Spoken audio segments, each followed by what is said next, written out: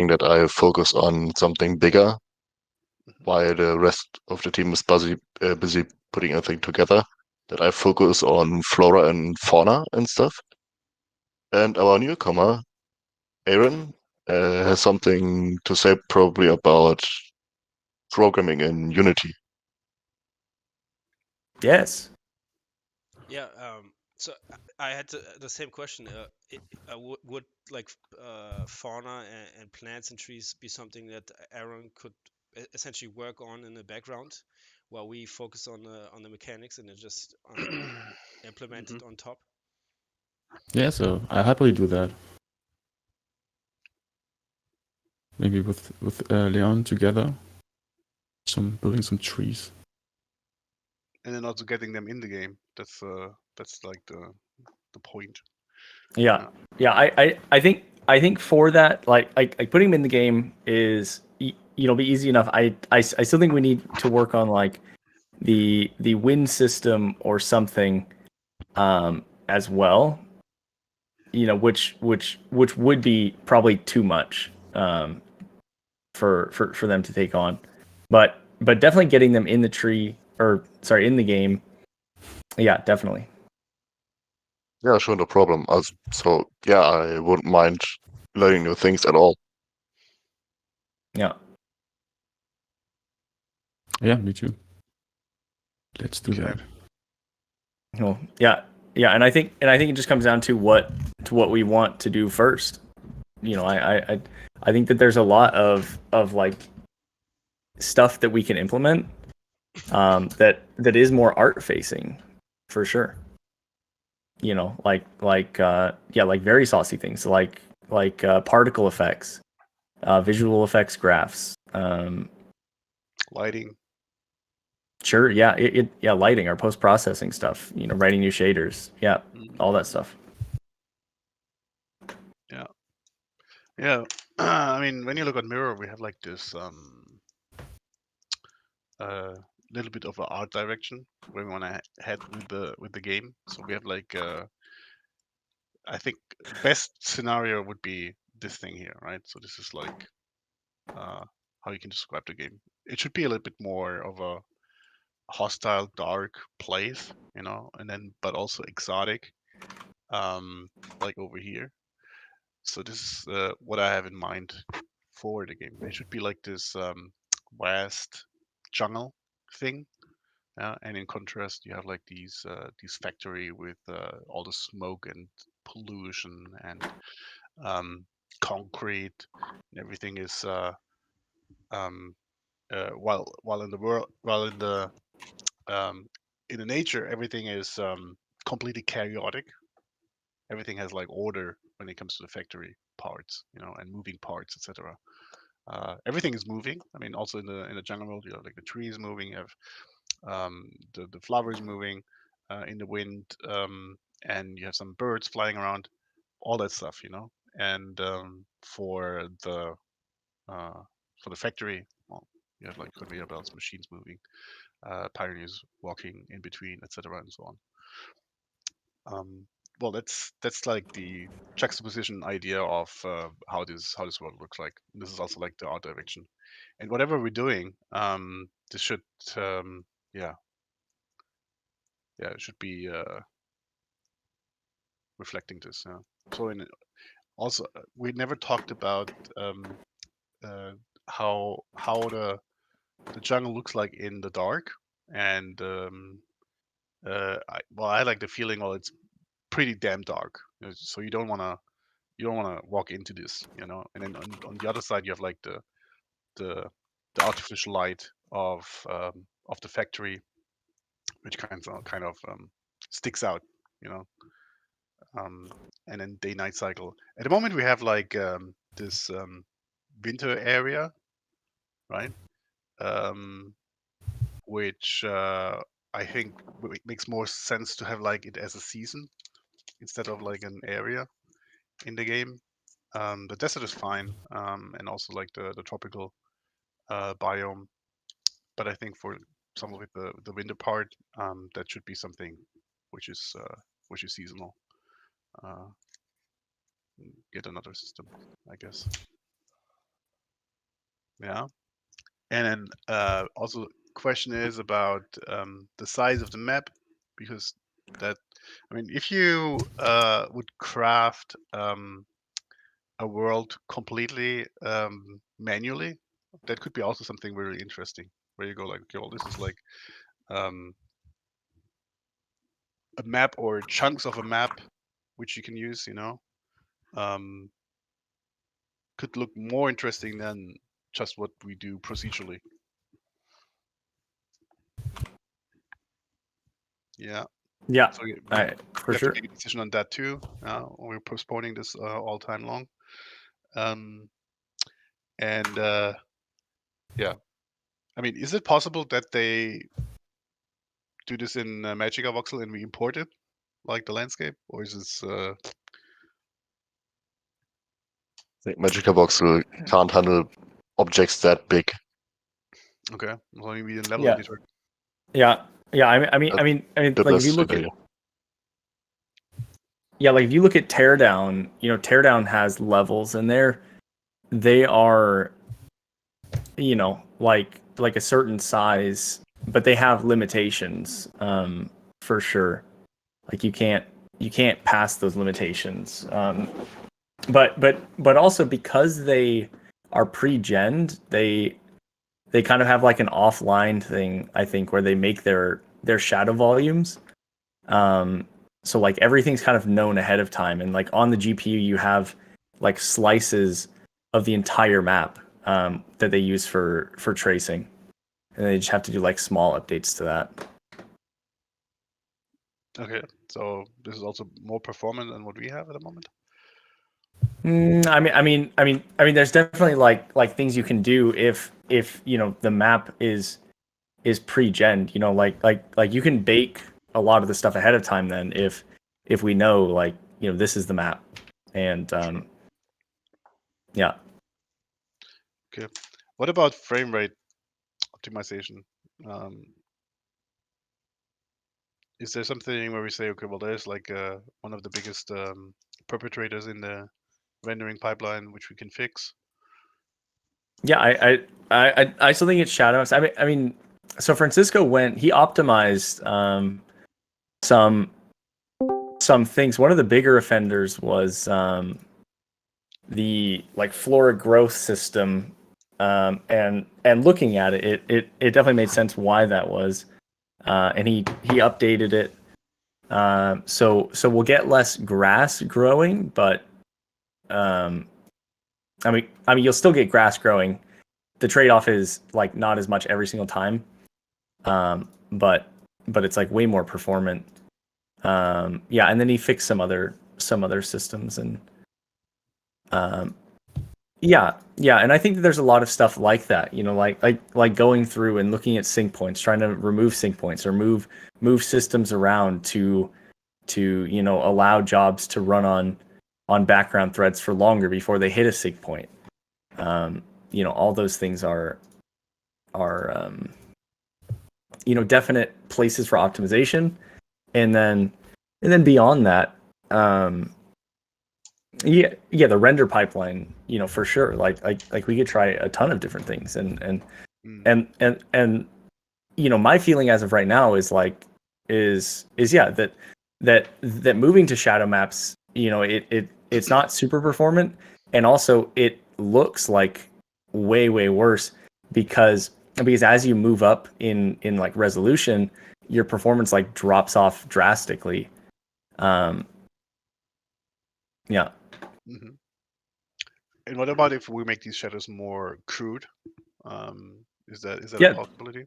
Yeah, that's what I have on, like, in the editor. There's a dev drop down.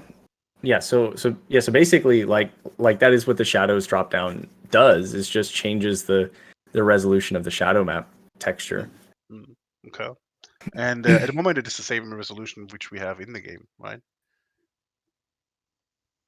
I don't know. I mean, it's whatever you set it to, but because we're doing ray marching, like normally you'd have like multiple cascades, and basically it'll render all your geometry, in like each cascade, and each cascade is a more coarse shadow map texture basically.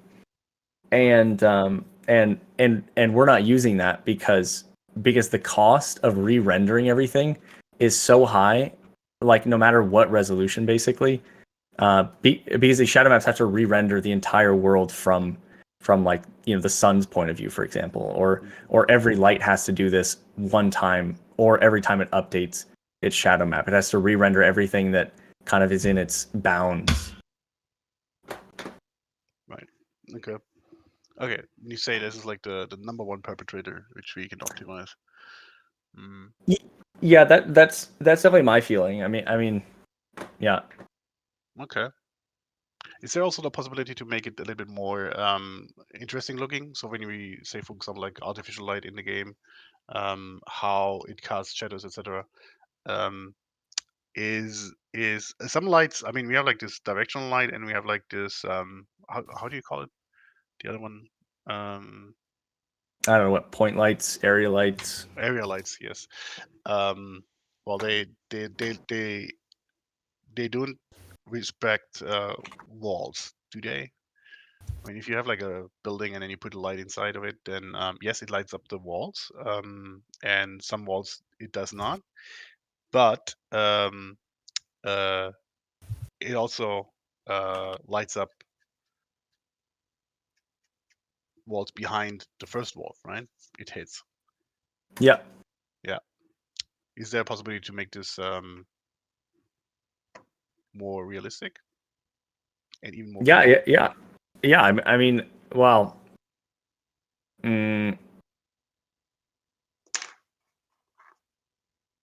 yeah, the area light specifically will have that issue just because of how they are, right? Like the light actually extend through the wall, which is the problem. Yeah. Yeah, and so yeah, so it would be changing the light type to something else. Yeah, I think the problem is basically we had the idea of like basically putting down a light, and it doesn't just have like the little light, it affects like a larger area that we kind of have control over. So like some number of tiles, instead of just like you put a light somewhere and you got to like crank the brightness up and the radius of this thing until it like barely touches it. Yeah. Okay, well, this is something which we could look at, because this is what keeps me awake at night. Frame rates.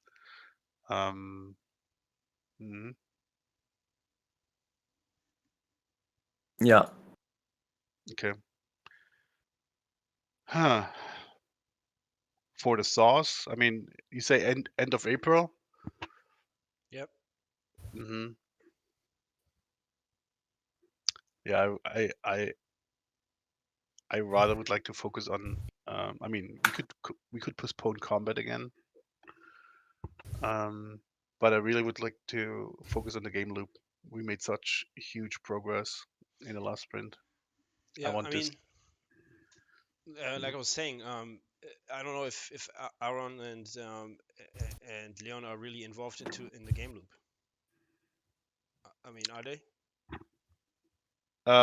Yeah, not really. I mean, look for minor. They can, I think, Leon can churn us out in half a day or something. Yeah. Speaking for you, Leon.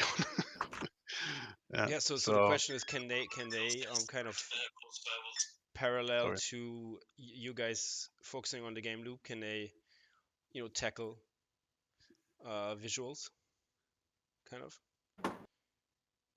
Or is this crashing? It depends. It depends on what it is. Again, like UI, yes. Visual effects, yes. Voxel models, animations, yes. Yeah, and even implementing them, that's like the only thing is that because we're using like voxel models that we load from, these definitions, it's not as simple as just like setting it up in the editor and like assigning a couple things there is like a little bit more like to get up to speed with, I guess. But that's not like impossible. It's just not like I think Leon's seen quite a bit of like the things that are specific to our game that like you wouldn't have on just like a lot of other games, I guess. But I'm sure they all have their things. Like every game has their own custom tooling. It's just like getting everybody in the custom tooling and teaching them the things that they'll need to do to implement these things. And so yeah, so if we say, yeah, we want you guys to do UI or any of the things, there'll just be some time that we'll have to like work together, and then once they say, all right, we're ready to take that on, then we let them take it on, and if they need help, they can come back and say, hey, I have a question or whatever, and that's fine. Yeah, and I think it'd work like that. I think it would be the best, considering what else would be there for us to do. Anyways, if we weren't doing that. Yeah. Mm-hmm. Yeah, well, graphic user interface probably, which is also important at least for the demo. Maybe not for a jury, but for people actually playing it. Yeah.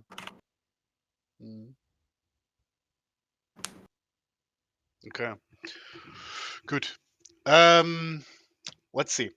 Okay, let's have this discussion again when we look at the product roadmap. I think this is important, but let's do the stand-up before.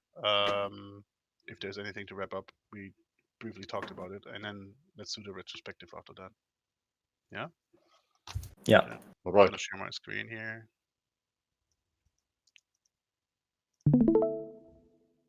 Here we go.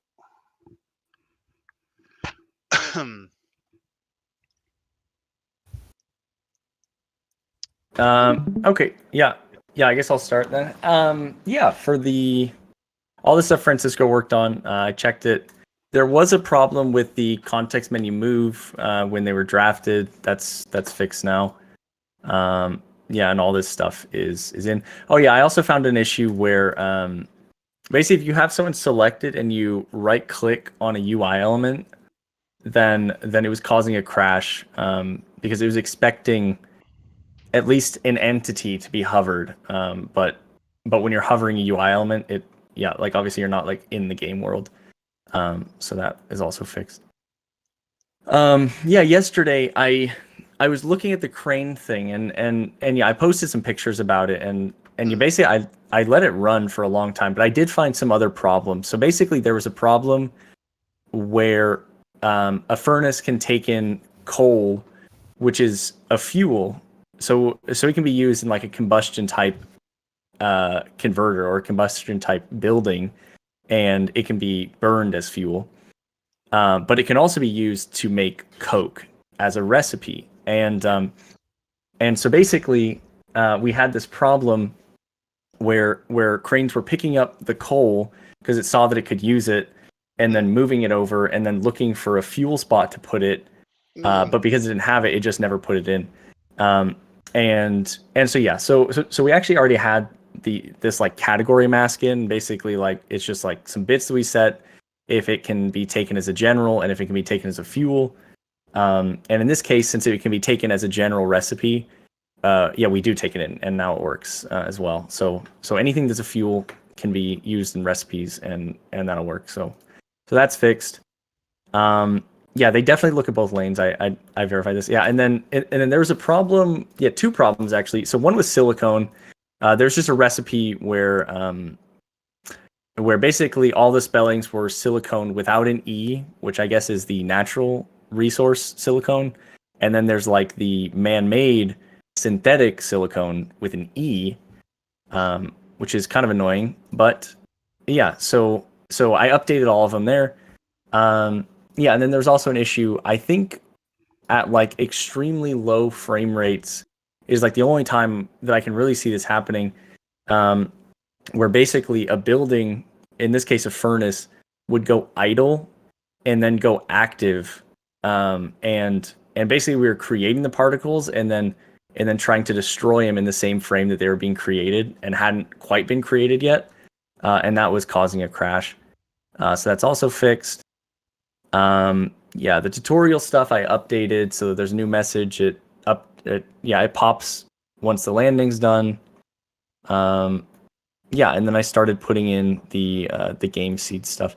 Oh yeah, and then one more thing, I did find an issue as well with the Pioneer stuff. So I put in like I talked about these like consume categories. Those are in now.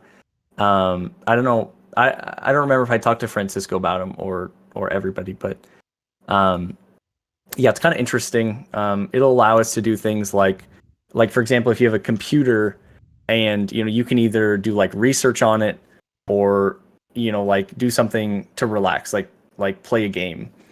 And basically, when somebody consumes the computer, like if somebody's researching on it, somebody else shouldn't try and play a game because they're separate interactions, but one of them should consume the other one and lock it. So the use case was for picking things up on the ground, and that's implemented. And meanwhile, I found another problem, which is an issue when they pick stuff up. So like when they plan to like pick up 6 pieces of wood or something, they don't stack them properly. They just like put all 6 of them into their hands, and that's why sometimes you'll see them when they drop all their stuff, they're still holding something. It's like it's like locked to their chest. Yeah, and that I'm currently fixing as well. Yeah. Okay, good. Okay. Well, for Francisco's stuff, that is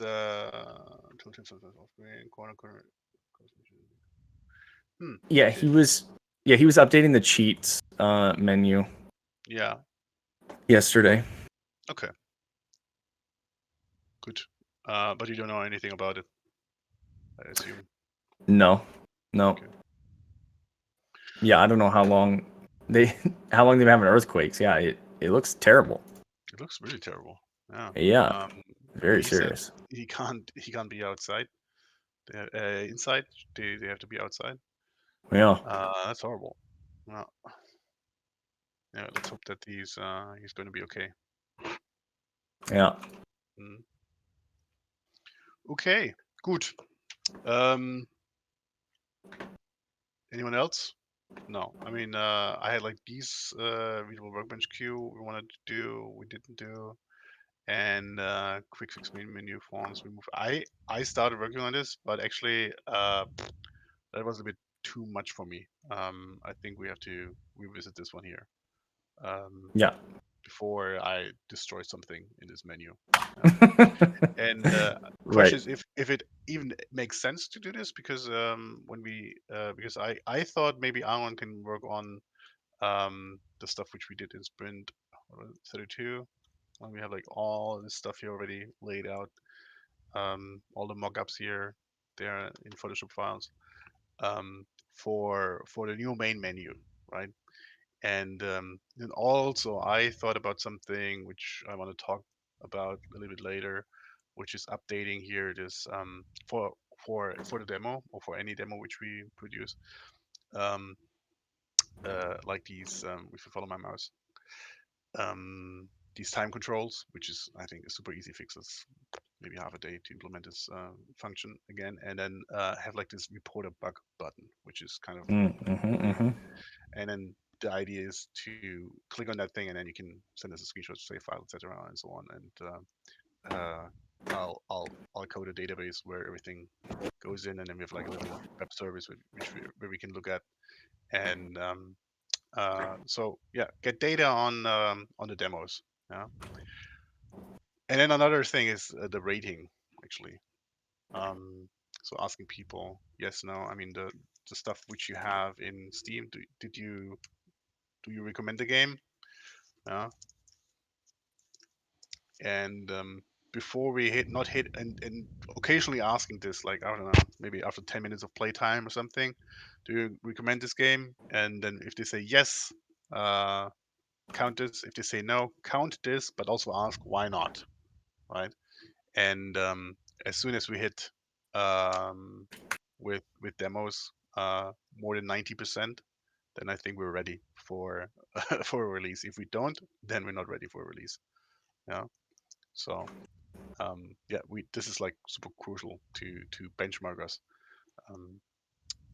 What players say. Okay.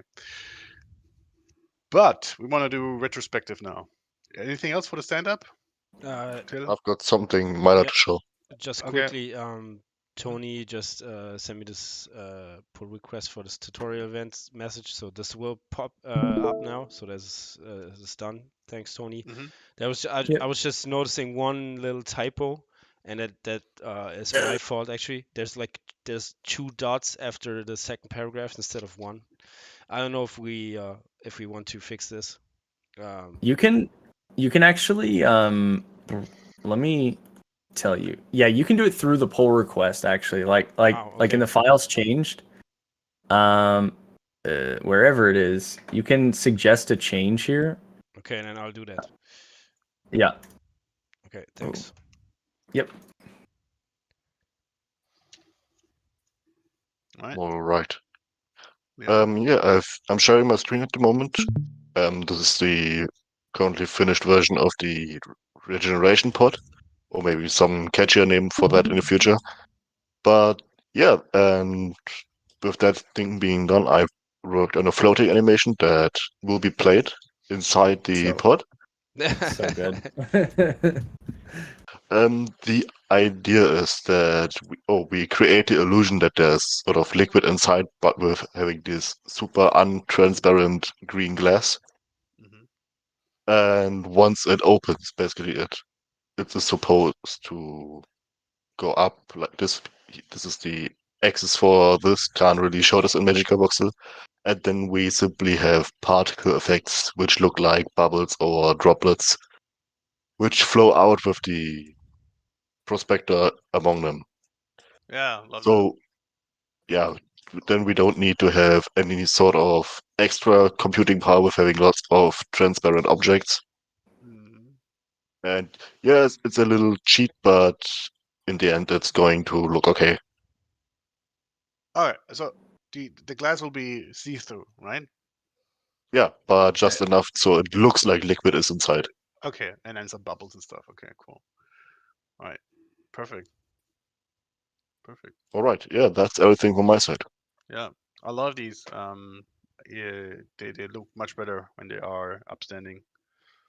Mm, All right, cool. yeah, I mean, you need a cool sound effect for that one.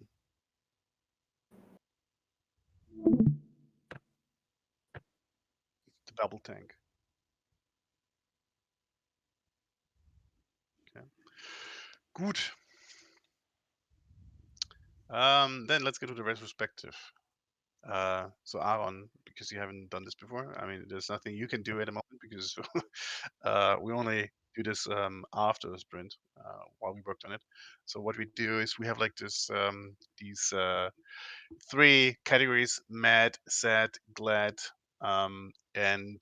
so we take turns and then talk about stuff which we liked, yeah, which made us glad, stuff which made us sad, and stuff which made us mad. So sad is more like whatever what like the circumstances are, and mad is what maybe you did yourself and yeah, got you enraged. Okay. Well, and we prepped all this, and who wants to start? I can start. Please go ahead. I have only glad things to report. What's going on? Yeah, so it's just great to see all those different features come together nicely. I actually I can't wait to play this build. I think Tony put up a work in progress build, so I'll check that out definitely. Yeah, and this includes like I love these new stockpiles. Leon just showed off the revive machine, which is amazing. Sound effects, all these feeder and conveyor fixes. I'm also glad to have Aaron on board. It's good to have even more art expertise. We just talked about this. And then being PO was fun again. So as you may notice, I take this very seriously. So be careful what you assign me for as a PO. I I will look into it thoroughly. If not, then don't don't assign me as a PO, I guess. That's it for me. Okay, thank you. All you can go next then. Will be so. Yeah, first of all, super glad Aaron is here. Aaron, ja, Germany say wie die Jungfrau zum Kinde, ja. But super happy that you're here now and glad for you that it worked out. Yes, what else? What makes me sad? Well, earthquakes and tsunamis suck. I'm a little bit more, yeah, let's say sad. I wanna make combat look as cool as possible. It's already cool, what we have, but I'm a little bit worried about this. So what I'm worried about too is frame rates. Yeah, this worries me a lot. And as soon as I mean, you see this by all these YouTube videos I'm posting when it comes to voxel optimization. And yeah, hope that we tackle this first. And while not liking to hear that we might have to focus on source again, thinking of okay, well, frame rate optimization is also source. That actually excites me. Um, what I'm super glad about is I'm not worried about the game loop anymore because at least in my head, I have a lot of clarity when it comes to this, and I hope I can transport this in the coming days as well for you guys. And I think some of you already played the new sprint, the new branch, which is now in sprint 48 branch with the new recipes, and it plays completely different. It plays completely different.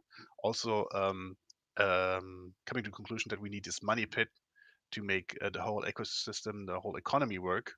Um, yeah, was amazing. It was like a epiphany moment.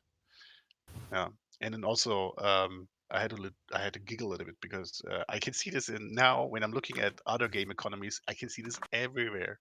Yeah, and doing like a rookie mistake overlooking this. Yeah, that's yeah, you never stop learning, I guess. Yeah, not so cool. Makes me sad. Not working on combat. Yeah. Hmm. We ventured out going like, yes, let's pull this through and not getting distracted at all, and let's do combat and complete it. And yeah, no, here we are, right? Already talking about other stuff than combat. Super glad about all the cool art which we have now in the pipeline. I hope to see them in the game as soon as possible, and that's also source. Yeah, yeah, we're gonna talk about this in sprint planning, I guess. Ton of bug fixing. It's amazing. I mean, uh, like the branches before yesterday not so much, but the branches before, they were amazing to play. A lot of bug fixing, a lot of quality of life things, and also, I mean, little things like wind. Yeah, add so much atmosphere. Uh, yeah, we should also have like these shrimpy tasks more and more in the sprint planning. Yeah, yeah, more mad about myself. I think making cool art but not having it in the game, and yeah, also a little bit sad, a little bit glad. Fingers crossed that Go finally works. This is something which is super crucial for the game, and same as conveyor belts. And these two core systems, I would like to see them work perfectly, so that we don't think about them anymore. That's what from my side. Right. Anybody mind if I go next? Nope. All right. Yeah. Let's start with the happy, good stuff. The conveyor belt improvement is insane. It's one of these examples where a small change can fix so much, and I'm really glad that has happened. Also happy to have Aaron on board. Really, really nice to see him here. Looking forward to working with him in the future. And yeah, just patting my own shoulder there. I think the stockpiles look pretty good, and just generally lots of little fixes for, especially with the go or the combat, and yeah, just good to look at. And one thing that makes me a little bit sad is that only small visual things to do, and there I was already suggesting a biome revamp or making new tree assets, animal assets, plant life, etc. All of that. Mm-hmm. Yeah, sort of looked into the future a little bit there. Yeah, I hope I can work on this while the rest of the team is busy putting the game together. But yeah, that's everything on my side.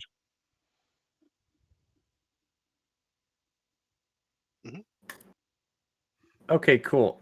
All right. Do we already have a pink? No. Yeah. Okay. I guess I'll start. Let me bring my stuff over here. Yeah. So what I was glad about, yeah, we did work on more agent stuff, and I think found like a lot of like deeper problems. Yeah. I also kind of felt like, yeah, they're so complicated. And, like, there's so many different things that can be going on with them at any time that like I kind of went the wrong way, thinking that one fix was going to fix something, but then it needed like an even more in-depth fix, and so I kind of stalled out on these for a little bit, which is unfortunate. But oh, oops, that's not glad. I'm mad about that. Yeah, but other than that, like, there were a lot of fixes. I mean, there was like so many different things. Yeah, Francisco was like closing stuff left and right, like just completely unrelated things, just like a lot of little saucy things, and also like for saucy, like having some time to work on like the visual effects, or the sound effects, or yeah, I guess really that, like the ambient noise, that was really cool. Yeah, and actually I really like working on sound stuff. I thought it was really fun to kind of play with it and just have like a little sabbatical kind of thing, fixing out like that pulse rifle, implementing the stuff in Fmod. Yeah, I think there's like a lot of like really powerful things that we're not quite doing, but they can be done, and that's pretty exciting. Yeah, glad. Geez, these physics things are huge. Yeah, the like the fix to the conveyor belt system, it is so insane. Yeah, I think I was saying when I opened the pull request and I saw that Francisco had removed this like this like attempt count that was like a little patch. Yeah, I like didn't believe it. I thought no, he's crazy, but it really really is fixed, and kind of mad is this was something that like we've kind of looked into before, and like a lot of the documentation, a lot of the physics samples, they use like these specific like systems that they update before and after, and so it's kind of frustrating that like that like this information wasn't like so readily available, and it was literally just like such a small thing that completely fixed it, but it's good to know now. Yeah, the recipe updates are very cool. Yeah, I think it's really nice. Yeah, balancing, thinking about the game loop, how it plays. It's really, really cool. Yeah, I'm glad Aaron's joining. I think the team's really filling out, extremely nicely. I think it's really cool. Yeah, the animations, I was just working on these today, when I realized, like, okay, well, they're not coming in now, but they are coming in very soon. And just even going into the like animation again and looking at them, like they were so impressive. Yeah, so I think it's gonna be really, really nice having like more motion in the game. Oh yeah, also actually about Aaron, yeah, I felt bad because like, yeah, I normally would like to do like a deeper introduction into like a lot of things and talk about the project, and I really wasn't able to do that just because like I was so busy, and I guess also the schedule. It'll be much easier when we're not so busy and I'm back there. So if he can wait, 3 months, then I'll do it then. Yeah, I'm really excited to see everyone using the editor as well. I think it's really nice. It gives like a lot of context to what we're doing, and yeah, I don't know. I just think that it's only like a really, really great thing. Sorry, I guess I've got a lot here. Yeah, we worked on a ton of stuff. That was really fun. I'm sad there's like still a lot of placeholder assets. We put in some for like the pulse rifle, but basically like everything that's a sound effect was like just a placeholder that we put so we had sounds. And that needs to be done. There's like a lot of placeholder UI. Just like a lot of things that need to be like polished to a final point. And then the last thing is kind of in the middle here. I like just looking at the like all the stuff on the horizon. I think we're gonna have a lot more of these where like our sprints are like we have like a deadline of okay, we got to make a build for this thing, so we're like doing these specific things, and I think that it's like a positive and a negative. I think they're more stressful for sure, but also I think that it like kind of forces us to really evaluate what we're working on. So Right. And that's it.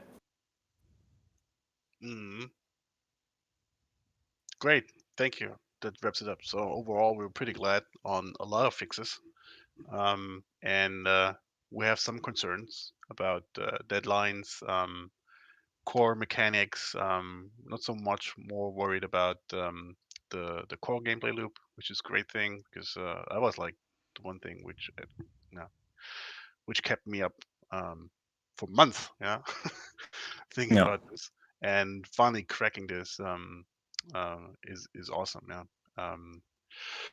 Good. Then let's start our sprint planning. So Aaron, what's happening now is we're going to look at the product roadmap and then decide what we're going to work on. And then after that, after we made a commitment on what we want to work on, we're going in and talk about the detail on how we want to work on. And basically, the product roadmap is, if you follow I moved it once, and since then I can't find it. It's over here. Is there something which we can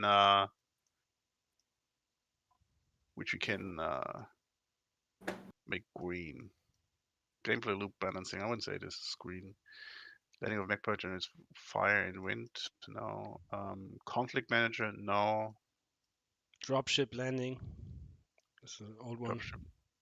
Dropship landing. Yeah, that's actually the landing zone thing, right? Called now landing pad functionality, like taking in look room. Yeah. Oh, actually, that's the spaceships coming in.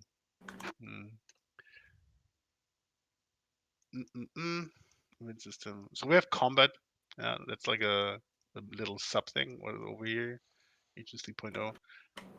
I think we said this is like mood, etc. This is all described in this demo thing down here, where we say what is in the demo and so on. Where is it? Here? No. Where is it? God, I have to. Here, this thing here. The economy, basically. Yeah, all in here. Okay. And look at this one here. So anything which we can make green. At least this one is orange now. Weapons and armors. Defense capabilities.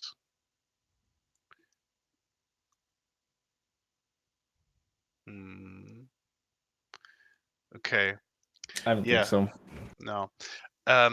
What I would love to do is working more on this core gameplay loop, meaning this lucrum miner taking in solvent, so that you have a reason, or that you have like this closed in itself, so you can you can create solvent through the factory part and mine lucrum with these solvents, and then as a next part would be these landing capabilities, like having the landing zone, which Leon already did, and then have a system where you can through the quest system where you can um,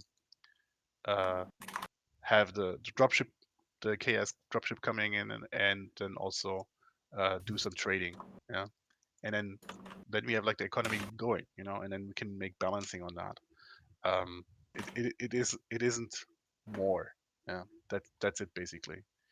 And the cool thing is, if we could set up like these quest systems so that they're also just a bunch of XML files, we can do it um, all without the help of Tony and Francisco.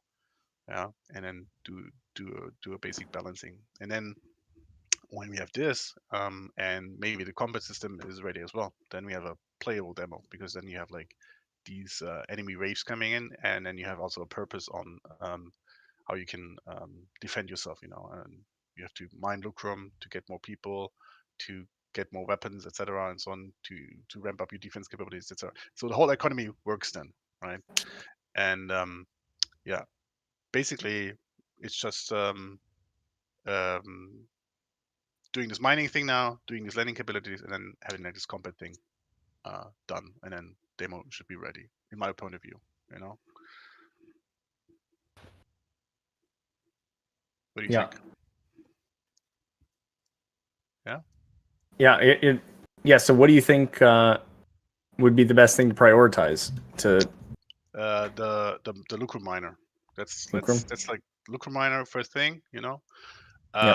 Then cleaning up some stuff for immortals, like these menu categories for queue menu, yeah, like in the workbench or in the assemblers, so that because there's so much stuff in there which is obsolete, stuff which is not part of the demo, and it's actually hard to navigate through that. So I would like to see this this queue menu, like Yeah. the build menu. Can we reuse stuff from these build menu categories? Yes. Yeah, we can use basically all of it. Yeah, it'll use the same thing. They're called display categories. Okay. Yeah. Then for this April deadline, yeah, maybe we could look at that as well then. So making a decision on the world size thing, yeah, and maybe have like a discussion about it too now. And then this shoot thing, and then this as a quality of life thing. I would like to see this where you like have this shoot, and also like this order system where you can have items on the conveyor belt taking off, because this is like, I mean, when you're playing the game, this is happening constantly, right? And I don't want to every time put down a stockpile and take stuff off. Yeah.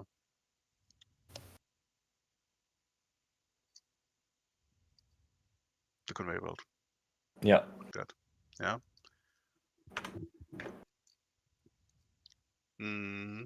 Yeah. And I think this world size thing is a precursor to everything which is source when it comes to more beautiful planet. Yeah.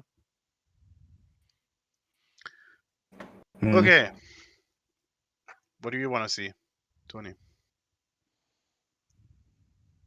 Yeah, I would say I mean, thinking about just the game, like I said, when I tried playing it, like for the actual game loop, yeah, tutorial quest was like definitely the thing that I was missing the most. For anybody else, it's going to be like near impossible to play without having some kind of guidance. Yeah. Like goals. Yeah. Yeah, that yeah. I also think that for the combat, like yeah, if we have any kind of flora, or even just have the natives, attacking something like that, putting together like a basic conflict manager would be pretty quick. you know, like I already put back the natives to just stand there, but you can shoot them. Yeah. Okay, the natives. Yeah. Mm. We haven't looked at this one here. Some targets we have. Yeah. Yeah, yeah, yeah, and not really just the natives, and not really just targets, but the actual like other piece of like the combat loop. Yeah. Oh, maybe I have a solution for this end of April deadline. Till, what about blood and gore? Decals, bullet holes. Is that something which we? I mean, it gives the complete wrong impression of what this game is about if we only focus on this. But at least, I mean, we can have like these. Well, Like actually, now that you're saying it, there could be a conflict with since the show floors are for people under 18. There could be an issue with that, to be honest. Thought we had a solution for that. What if we make it black Or green, or like the green? Mortal Kombat thing. Yeah. right. Yeah. Okay. Well, then we have like a solution for that. We can still work on combat, which we want to do. Yeah. We can work on this decal stuff. It makes the game also more beautiful when you have like, I don't know, growing plants or something on the side of buildings. Mm. Yeah, maybe we can just have the gore on the ETAC side and have like green blood, and Mhm. humans don't get, killed that much, I guess. Bloody. Yeah. At least. Yeah. Okay. Yeah, they get green blood as well. Yeah.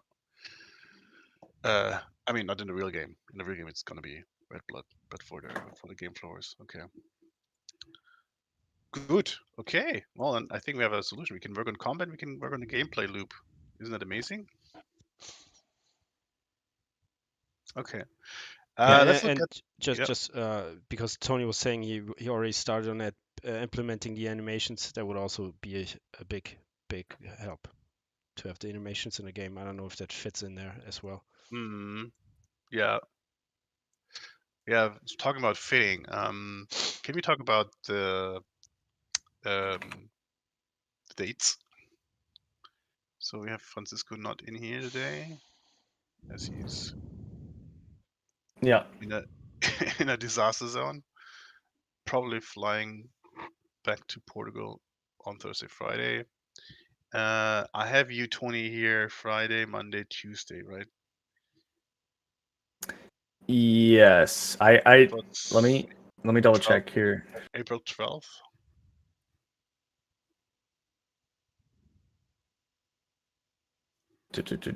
Yeah, it's the 12th, and then it continues, and I'll be back the 19th. Yeah. Mm-hmm. But the 12th is no. So I will be here this day because this is a Friday for me, and I work Thursday night. Okay. Yeah. So it's really just this part of the week over here.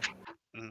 Would it make sense maybe to prolong this sprint because you're going to be away till the 19th? And I mean, would it make sense for us to have like a sprint playing on the 17th and without you? So having it actually run till the 24th. Yeah, we definitely could do that. All right. Okay. Oops. Or a shorter one. We could also make a shorter one. No, so a longer one. By the way, starting at the 8th of April next week, university starts again for me, and I will be able to give the same output work-wise, but there are days and times which I don't know yet. I will inform you once I know more, when I can't attend the morning meetings. Okay.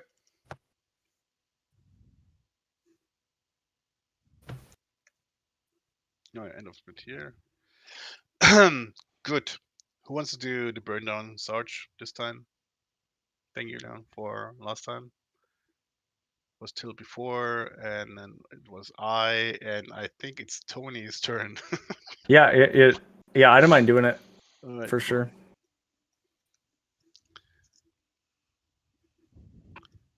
Good. Also, about this fuel, is this like the energy implementation? Like, Yeah. Mm. yeah, At some point we have Yeah. to do it. yeah, and it's mostly in. We just no longer have it in the UI. It like everything about energy, like I suppose not the electrical system, but even the electrical stuff is mostly, but like combustion and maybe, yeah, is it really just combustion electrical? Yeah, it is just combustion electrical. Yeah, those are both. So combustion is like fully implemented. Hmm. Electrical is about, I don't know, 60-70%.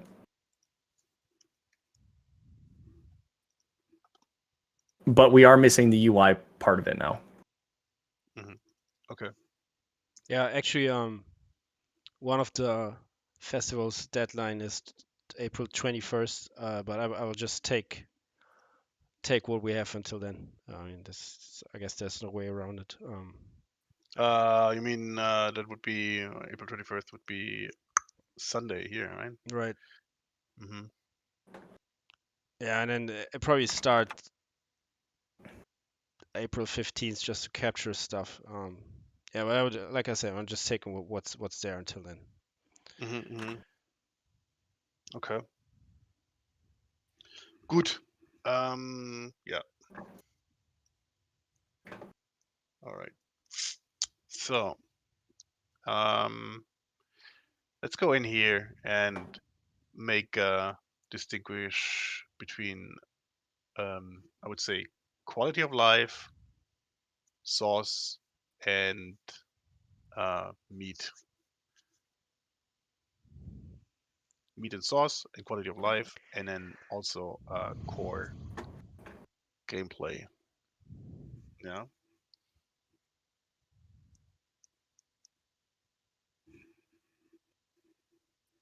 2 minutes.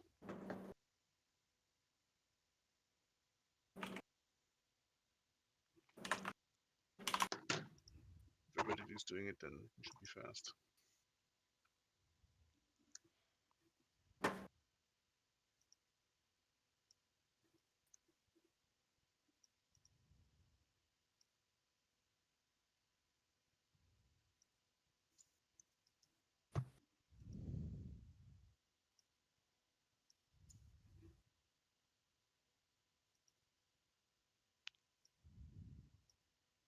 What is the emoji for quality of life? Bliss, I guess. Bliss? Bliss, yeah. I don't know, some star or something. Ah, okay. Sparkles.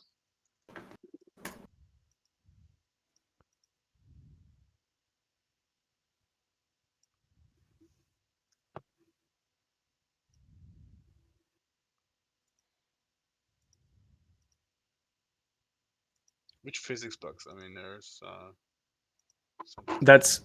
That's almost certainly the one that is like things getting stuck in each other.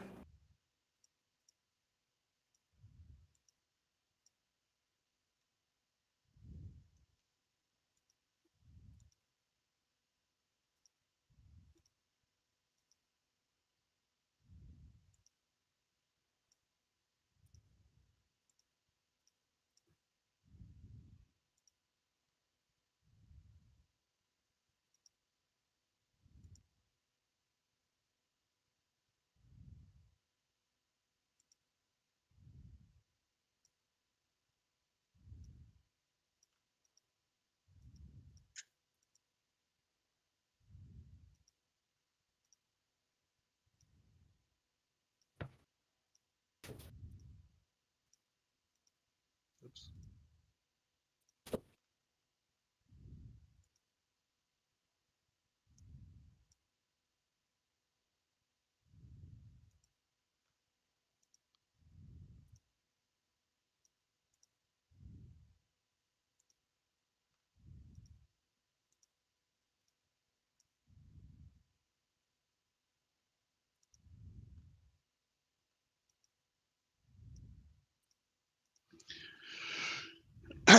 Okay.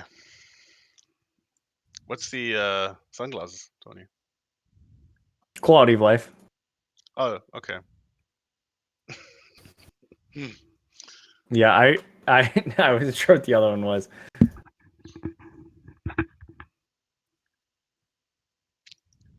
Good. Time's over. I think we have all categorized. Okay. Let's take the ones with meat and bliss out on the right side. Over here. Mm. So I think some are these stars, Yeah. Yeah. Also, we didn't talk about this thing that's right above it, with the time controls and also this No. this report a bug. So this Yeah. isn't. This would be like a stretch thing way down the line. Yeah.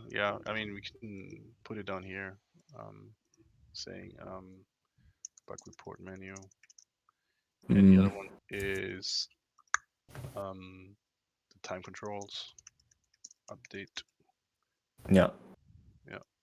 Well, this is, I mean, this is already implemented. So I'm saying it's for now it's source, and just quality of life. Yeah. And this thing is actually meat. We need this.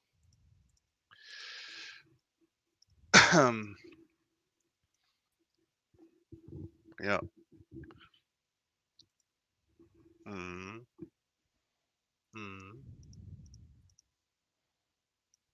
Over here. Okay. Do we have everything over? This for sensor system. And Seems like that's it. that's it. Just Okay. on here? No. Yeah. All right. Then only the meat stuff here, and source stuff to the left. Source to the left, and execute and blueprints. That's source. Okay. UK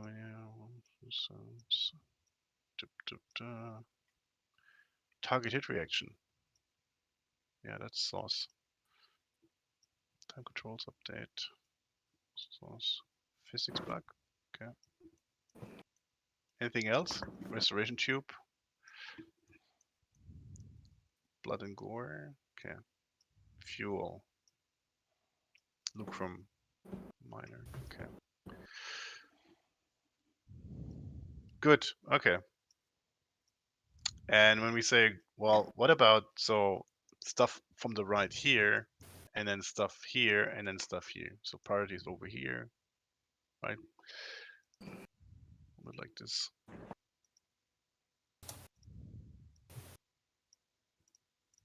So this would be priority, right? The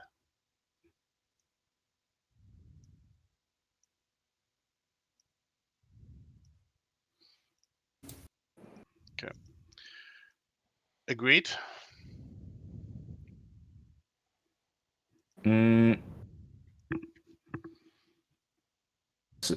So starting over here, or over here. Over here, that's the highest priority over here. So this is Okay. meat and quality of life, and then this is like just sauce. I mean, blood and gore and decals. I mean, this would be for the April deadline. Interesting, I guess. Yeah.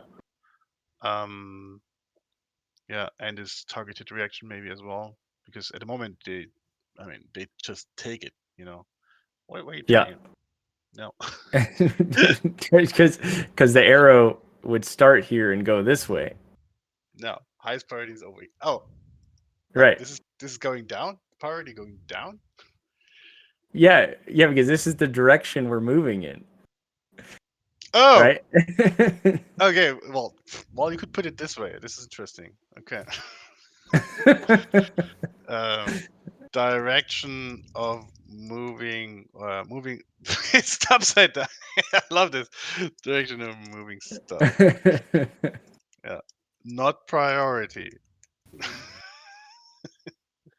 Not priority. It's so hard. Okay. Okay, cool. Yes, so this is just the direction we're moving. Except blood and gore, right? When we say, well, this is for the end of April thing, then we can move it up to the right. Yeah. Okay. What else is super important for me? This one here, look for minor, which needs zone. This is mega important in my point of view. This one here, this one can go in parallel as soon as we have like a system for that. That we add these tutorial requests, so that while looking at them, there's like these winning conditions for these quests. Fail and success states. Yeah. I don't know if this is something which we can code in so that we can access this in the XML files. Kind of, player confirms this message. Okay, the success player places one workbench. Yeah. X place sleeping spot with a roof. Build bathroom as soon as we have room. System place sink into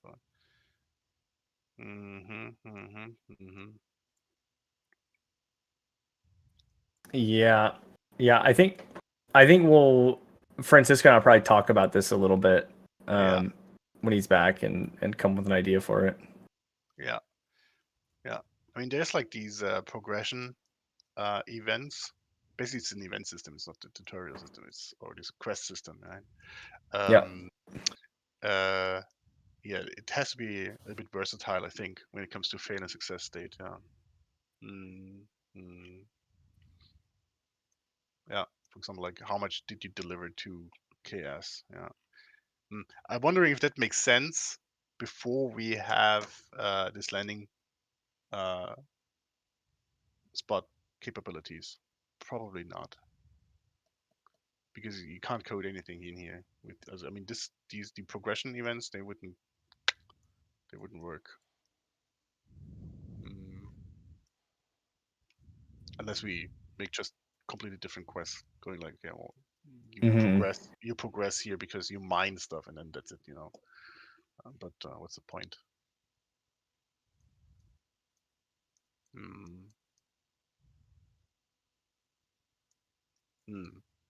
Yeah, I think I would postpone this here for now. Yeah. Until after we have the landing. As soon as we do these landing spots, yeah. Yeah. Okay. Good. Which one to pick first? This one here, I would say.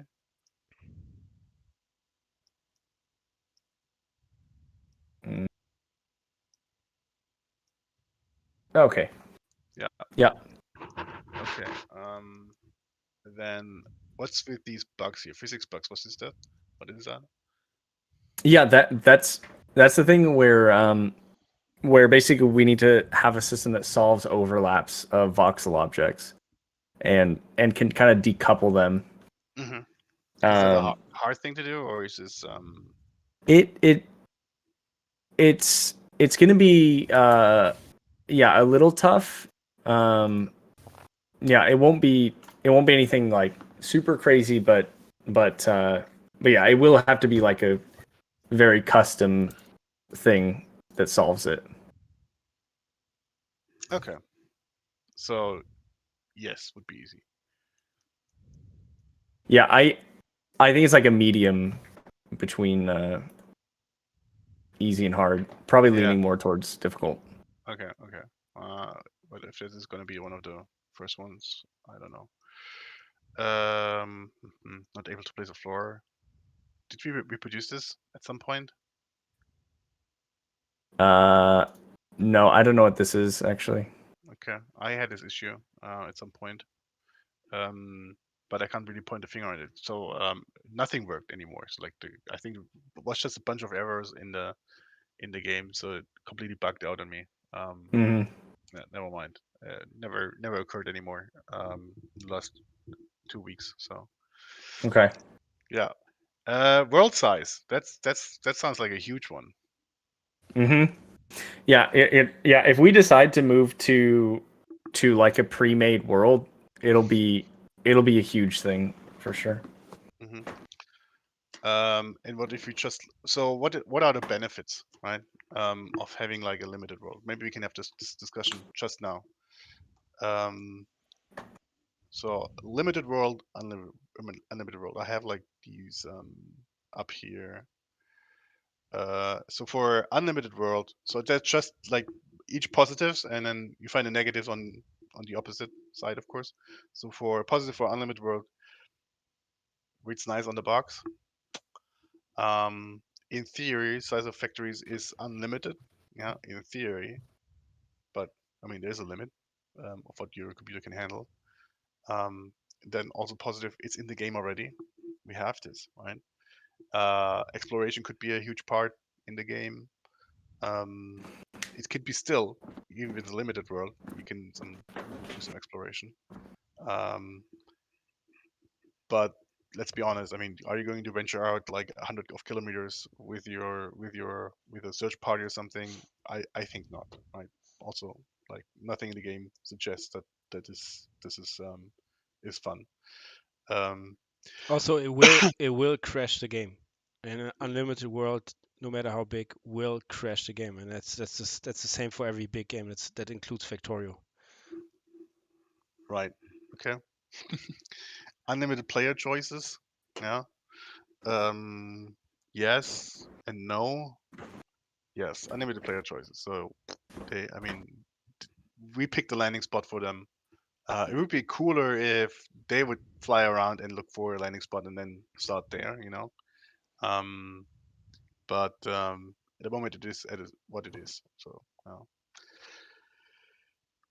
what's this? Discussion is actually open end versus triggered ending. Yeah, I mean the gameplay loop at the moment is like you will eventually trigger the end game. Yeah, not in demo, but in the complete game. Yeah. So, um, hmm. Then positives for the limited world. Easier to fix now. Easier to fix now. I don't know what this means. Easier to balance the game. Yes, I assume this is. Pathfinding won't be a bigger problem. Oh, pathfinding. Yeah. I mean, of course we have the HPA system, which should basically uh, support unlimited world, right? In theory. But we see that sometimes it still has issues with even navigating in like through a factory or something, right? So imagine you have like many doors, etc., and so on, and levels to get there. And also, what I found is the game kind of slows down if you're adding 100 pioneers. Have you ever done this? I mean, you can feel that the pathfinding as soon as you say, well, Mm. mine this ore patch, then suddenly everybody tries to find a way to this ore patch before they say, well, I'm actually not mining, you know, but the game slows down, right? So there has to be still. I mean, we have to do a lot of optimization. I think in limited world we do not have to do as much. Still, almost the same amount, but not as much. Yeah, could be still a big world. Doesn't have to be. I mean, only because it's limited does not mean that it is not big. Um, could be easier to build quests for it. Uh, so thinking of like how it is in RimWorld, you know, where they get like these uh, story-driven quests. Um, yeah, sleeping in the code base is if custom code base if small enough. You know, I don't know about that. Maybe winter biome can be replaced by seasons. Yes, that would be cool. More cozy. Yeah, okay. More resources by digging deeper. Yeah, okay. What is a problem? I think that's more like coming from the unlimited world side as a negative. So what about if you're running out of resources? Yeah, we could make the world a little bit. I mean, you could dig deeper and or like with upgrades, so that you're getting to deeper um, uh, deposits. Limited space will trigger the end game eventually. Yeah, you can have this in the unlimited world as well, but in a limited world, it might make sense because if you're running out of resources and the company still demands more, and you don't have any space anymore, well, you will eventually trigger the end game. Probably more performant. We can talk about this if this is really the case. Might be more practical. Not misleading as we are not Factorio. Yeah, we are not Factorio, and saying that we have like a unlimited world might lead to expectations which we can't fulfill. Infinite world might only attract a minority of players. Yeah, it reads good on a box, but how many people really want to have like an unlimited world?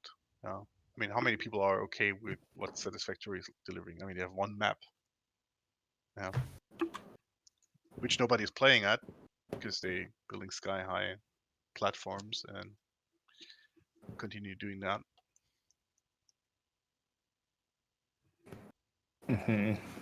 So, what about more performant? This is like I think the most important one. What do you think, Tony? Can this be more performant? Sorry, I mean, like moving around the map. I suppose it can be, and like I said, there can be a lot of like offline optimizations. If we, yeah, well, I guess it depends on what the limited world is, right? If it's basically still the same thing, like procedurally generated, but in a limited space, then we would still be doing the same optimizations that we'd be doing for the unlimited world. But if it is like pre-built, like I was trying to find, yeah, like Station to Station, like that other game that came out just a little bit ago, Rise and Prosper, I think is what it's called. Revive They, Prosper. yeah, Revive and Prosper. Yeah, they have limited world sizes, but they're like handcrafted for a certain thing, and it could be kind of like that. I would think that as you combat would take a larger role as like there's not an infinite scale to like infinitely scale your automation stuff. I would really think that basically you would have like a little play area, and like the whole goal is to like get as far as you can while like increasing your combat I don't know, skills, I Yeah. guess. And I think like the bigger question is not so much if the world is infinite or finite, but if it's procedurally generated or if it's pre-designed. So a limited map would give us the opportunity to pre-design the map, and also potentially add like different like stages, I guess, or levels. So there's going to be like a mountain level or whatever, or like there's a rainforest level or map, whatever. So that's also a different related question. Or is it pre-designed and randomized? That's also a kind of a middle ground. Well, yeah. Well, I like the procedurally generated worlds more than if they would be handcrafted. I think because if we do the procedural generation right, then it could look as cool as making it handcrafted. Also, we don't have any tools for this for making it handcrafted, right? Say Yep. Magica Voxel is probably not capable of having like these big sized worlds. So we need something which provides this, right? And then yeah, so we have to make tools for creating these levels. Mm,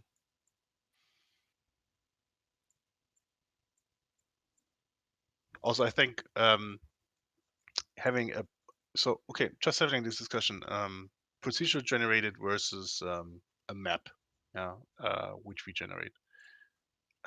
So for playing it the first time, I think it makes no difference for you, yeah. But if you play it a second time, that's the replayability is smaller, right? And then also for like the speedrun community, I mean, if you provide them the ability to use a seed, which is always the same thing, then I think you can um, mitigate this, so they can play the same map all the time, which is procedure generated. Yeah. Mm. Yeah, yeah, and I definitely agree with that, right? Because like we've talked about Satisfactory before and how they have, right? I think just like one or maybe like 2 or 3 worlds that you play in, but they're always the same with like the same resources in the same place. If I remember this right. It's even like this, yeah. Mm. Yeah, Like yeah, the resources. Mm. yeah, and I think that's maybe fine, but like compared to something like, yeah, I don't know, Minecraft or whatever, they're like basically the gameplay Satisfactory I think is fun enough that it probably can stand it up, but definitely for like a top down kind of game, yeah, it probably will hurt replayability quite a bit. Mm. Yeah. I'm completely okay to have like this Rust approach where we have like these monuments, which get kind of um, yeah, Yeah. seamlessly integrated into a procedural generated map. That I think could be cool, so that you have like these ruins or something which you can discover on the planet, and while you're exploring. So question is world size, right? Okay, let's do this following. So let's say we make a limited map, right? Procedures generated, but with these monuments in it. How big do we want to make this map or this world, that we have like the benefit of it being more performant than it is at the moment?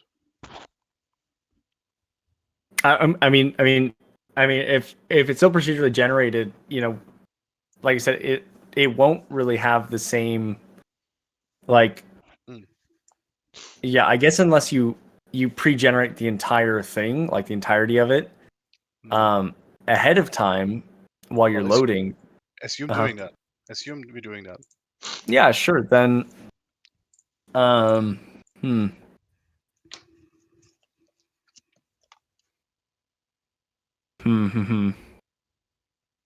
Yeah, I still don't think it's really all that much. I mean, yeah, I just think that like the same optimizations is what we're going to be doing in the unlimited world as with this limited world. If it's all just procedurally generated, yeah, it's going to be optimizing the generation pipeline basically.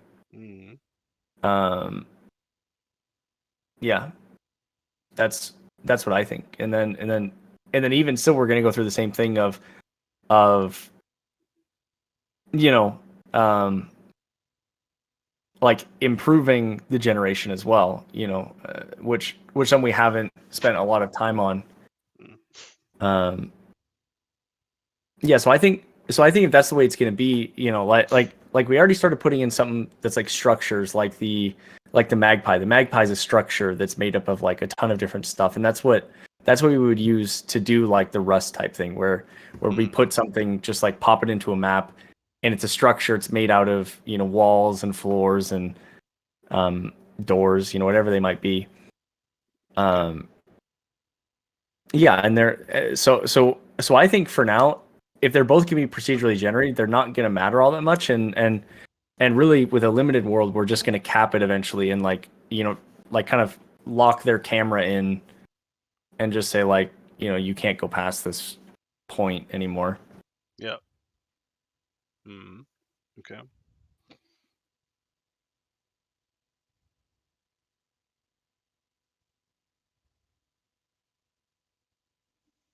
Okay. Question is, do we want to do this in this sprint, or do we want to do it at some other sprint?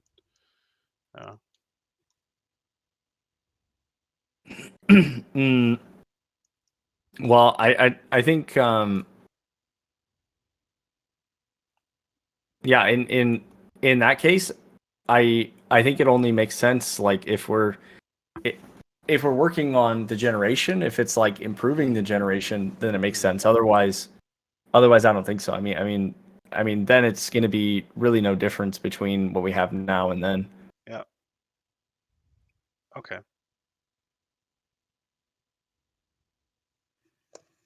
All right. Okay.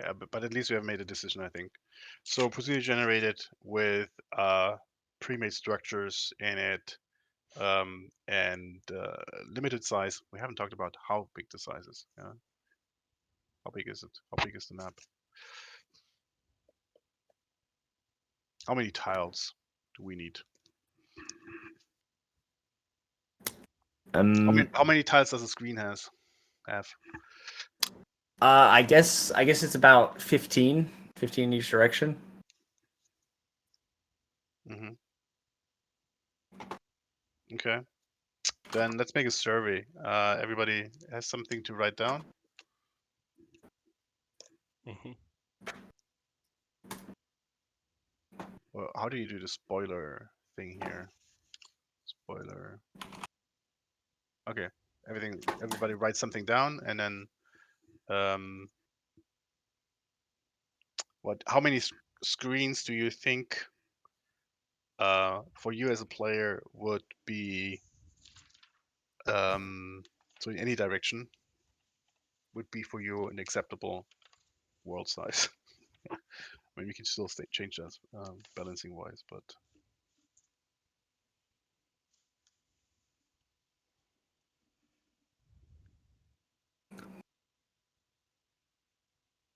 okay. Got a number? Tony's still thinking. Yeah. Yes. This is screen sizes. Screen sizes. Yeah. Screens. Screens. Yeah.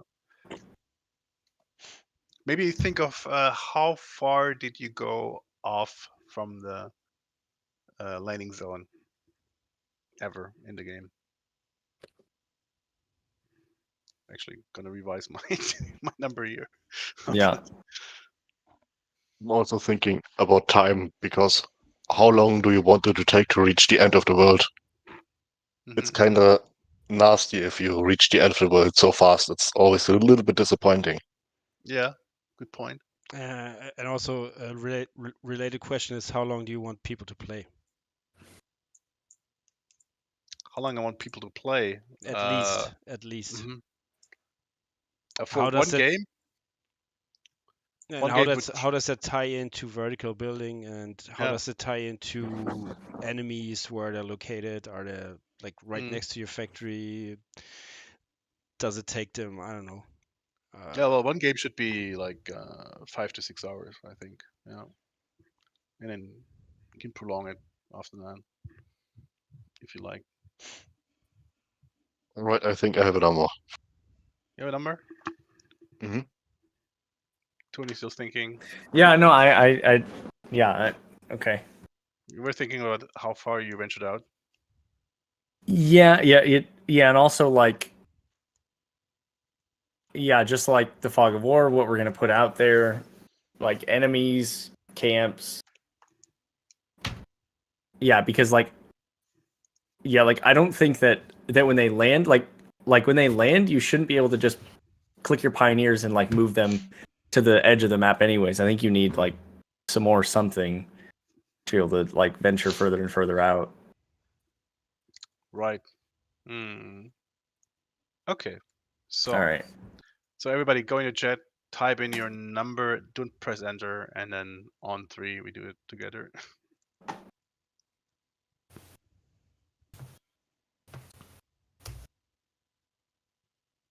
All right. Several people are typing. Interesting. Okay. So on 3. 1, 2, 3. Wow. 4 screen. Wow. 4 screens, yeah. Never been further. Never been further than 4 Huh. screens. Yeah. So 4 screens in one direction, of course. Yeah. Yeah. Okay. 10 by 10 is like 5 in one direction, right? Yep. Okay. 7. 200. 200 what? Tiles Screens. or screens? Screens. I figure it takes you like Leon. 10 minutes on max speed to reach the end of the map. Yeah, this way. you as a player. But what about your pioneers, your prospectors? They run forever to Yeah, get but there. you can speed up the game. Still, they will run forever. Yeah, and I think, like I said, I think if you send guys out just on their own, they'll probably die in the actual game. Oh, okay, fair enough. Yeah. Yeah. Well, 200 is well, okay. How many kilometers? What is one? How much? How far is one tile? How long is one tile in kilometers or in meters? Here, let me tell you.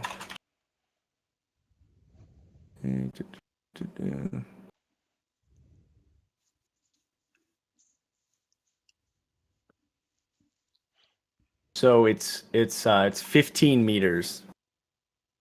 15 meters. Okay. Yeah, 15 meters per chunk.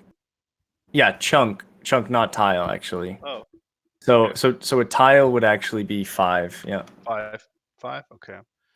5 by 15. 75. Okay, 75 meters. No, Per... Huh? the screen is in chunks, so it's 15 chunks. Oh, 15 15 chunks. by 15 chunks. Yeah. Oh, 15 by 15. Okay, interesting. Okay.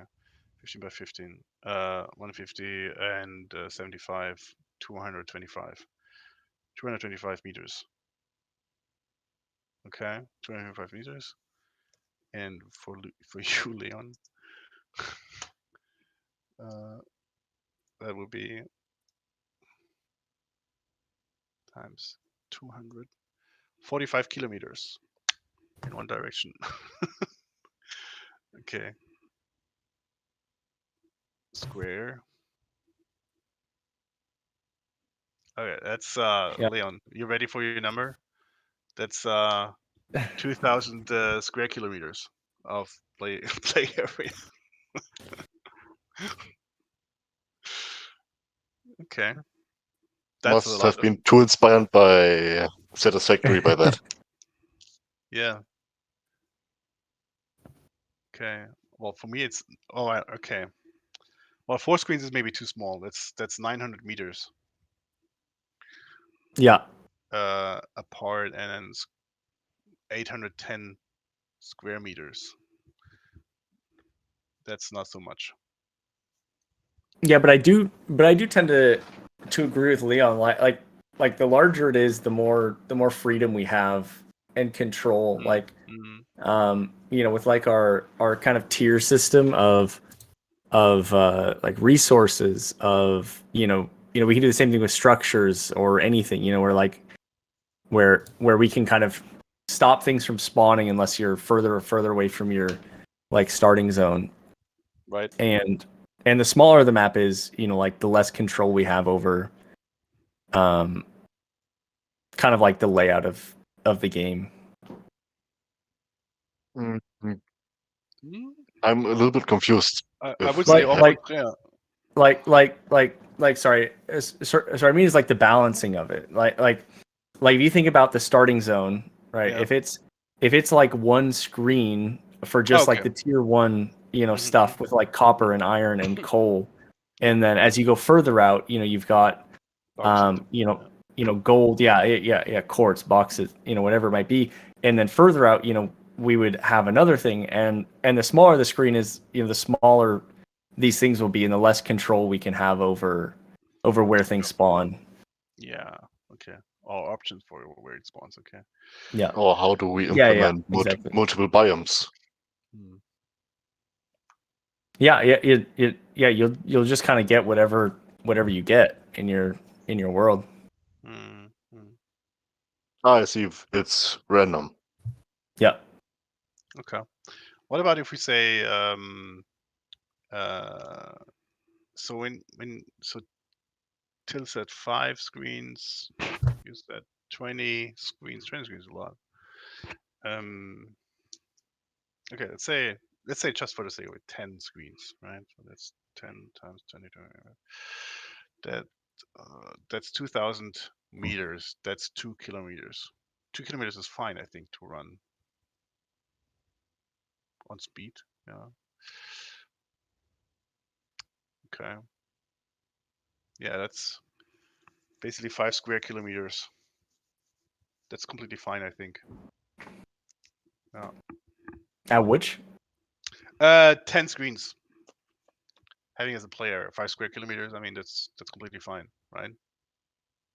Yeah. Yeah. Well, and honestly, once we have like this implemented, I mean, we can test it, and if we say, hey, we want it bigger, it'll be, one number to make bigger. Yeah. Okay. That means just in numbers, 10 times 15, meaning 150 chunks. 150 chunks in each direction, meaning 300 by 300 chunks. Is that something you can hard code in fast, easily? Did we lose time? You lost me for a second. Yeah. Okay. And yeah, I don't know. I suppose all we need to do is figure out like the camera distance from the origin, and then we can figure out, yeah, where we are, and then past a certain point, just don't let the camera go and stop spawning. Yeah. Okay. Yeah. And this thing where you do some, where you're baking lighting, etc., and so on, and load it completely, so it does not generate on the fly. Yeah. This There's would not more. be done with that. No. Okay. No. Okay. No. It wouldn't even be a part of that. I mean. Okay. Yeah, because we're still just doing full procedural generation of the Yeah, yeah. entire map. Okay. Well, then I would say, then we're not doing this in this sprint. I mean, glad we talked about it, but I mean, I don't see any big benefits for the April deadline or anything else we're working on at the moment. Yeah, and 10 screens is, compared with other games, really, really small. Just I mean, for our purposes, it's fine, but factorial 4 trillion square meters. Yeah, we're And not so on comparing and with so on. Victoria. We're not comparing with Victoria. We have this list with other games, right? Here, Timberborn, 256 tiles. Yeah. We're tiles. Yeah. Definitely. We will never have the same amount as like a 2D game. No. Because we just have like way more data. Yeah. I think like Pioneers of Patagonia has 250 screens and standard zoom out, whatever that means, Mhm. including the ocean, which is, I guess, surrounded, which is like an island. Okay. Hmm.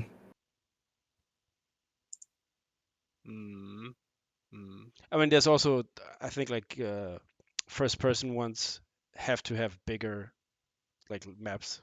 It's really hard to compare us to first person games. Further. Okay, but glad we had this discussion. We say, well, we put a pin in it, and the real benefit comes from when we have like this overhaul of the world generation. Yeah. But we're not going to work on this one yet. Yeah. Okay. What else? I'll have some. So the choose thing, this menu category queue menu thing. I would like to see blood and gore. We can talk about. Yeah. For the April deadline. Mm-hmm. Yeah. Okay. Let's do this. Over here. I think we need a green. Do we need a green splash here?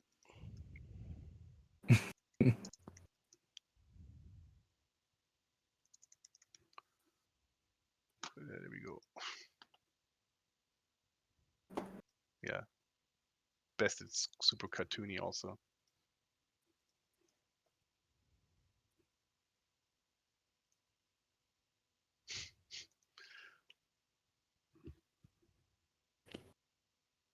Oopsie.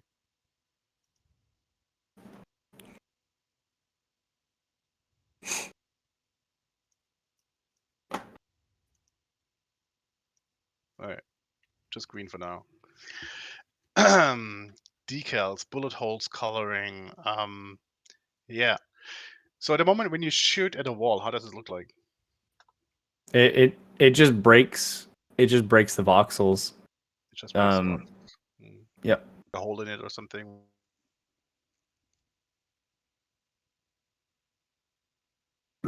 Yeah, yeah, I suppose so. Yeah, but it won't just be like a normal hole. Like depending on what the material is, it might break in a variety of different ways. Okay.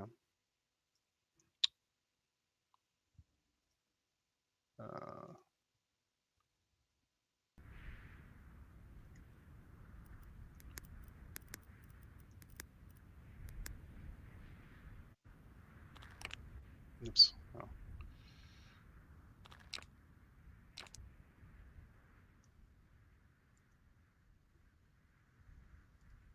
Oh. By the way, what's with this floating thing? I mean, this should be easy to fix, right? Where? When they walk and then they have like these animations, which kind of overlap with each other. No, oh, when they're yeah, when they're like equipping something. Yeah. Okay, yep. Yeah. Yeah, that I think should be pretty easy to fix. Okay. Hmm. Well, it would be nice if there would be some coloring around where they hit something. Or let's talk about how does these decal things work in the first place. Sure. Yeah. I think Yeah. you had like a elaborate idea on how to do that. Yeah, well, there's just a picture here, and we just need to test it with our voxel materials, to make sure that they work properly. Yeah, but basically they're just projectors. Like if you, yeah, like think about any projector, like they just kind of put a cookie on or a texture on whatever geometry it kind of hits is within its bounds.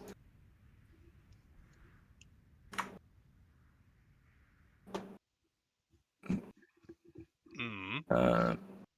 So let's see here.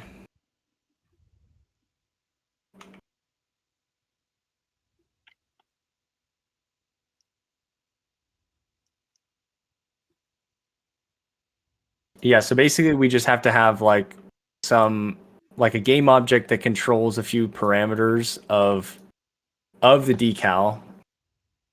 Yeah, and then just throw it into the world. And what kind of how is this decal made? Is this like a texture or is this Yeah. voxels?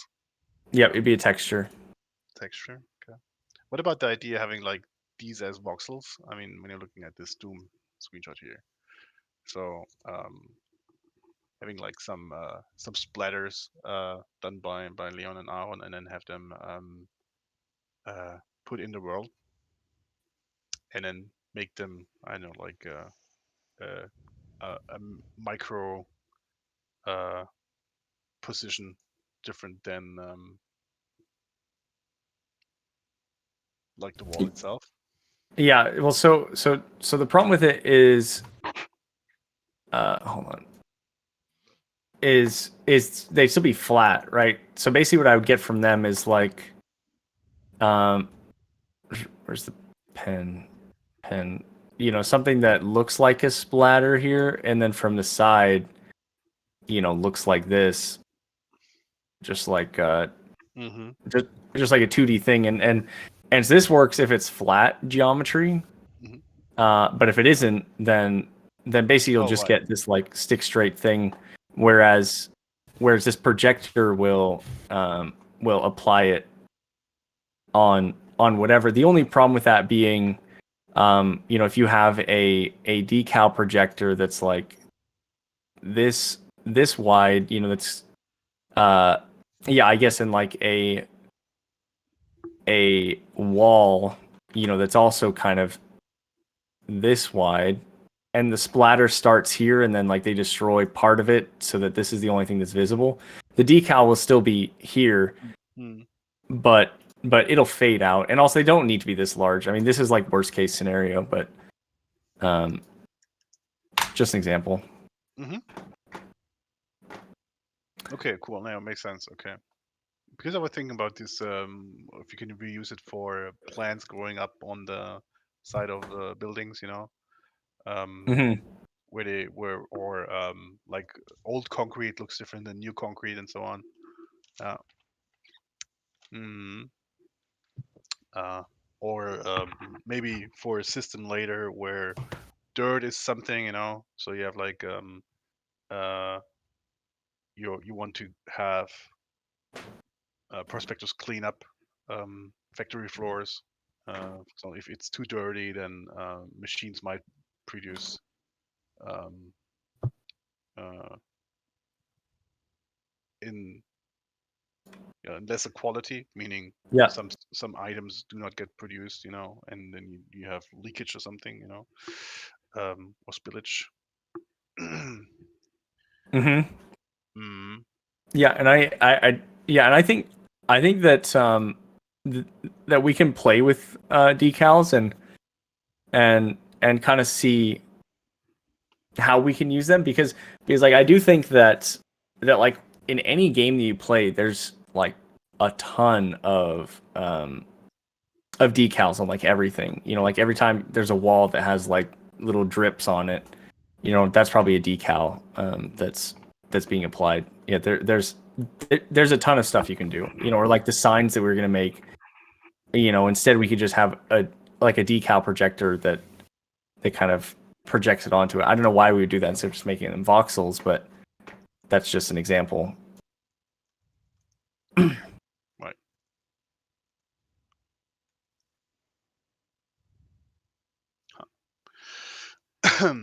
Okay. Yeah, and we can have like these sort of bullet holes as well. So wherever they hit, they kind of change the color of the surrounding area.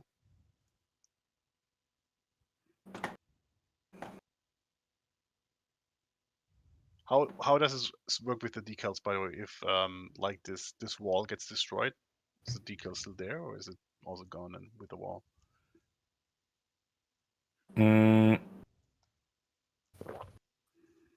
It would be it would be gone if there's no geometry to display it. To hold it? Okay, Yeah. good. Okay. Then I would say let's work on blood and gore and decals.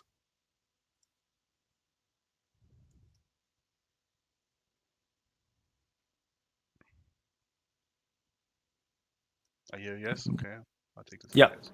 That's perfect. All right. Cool. Good.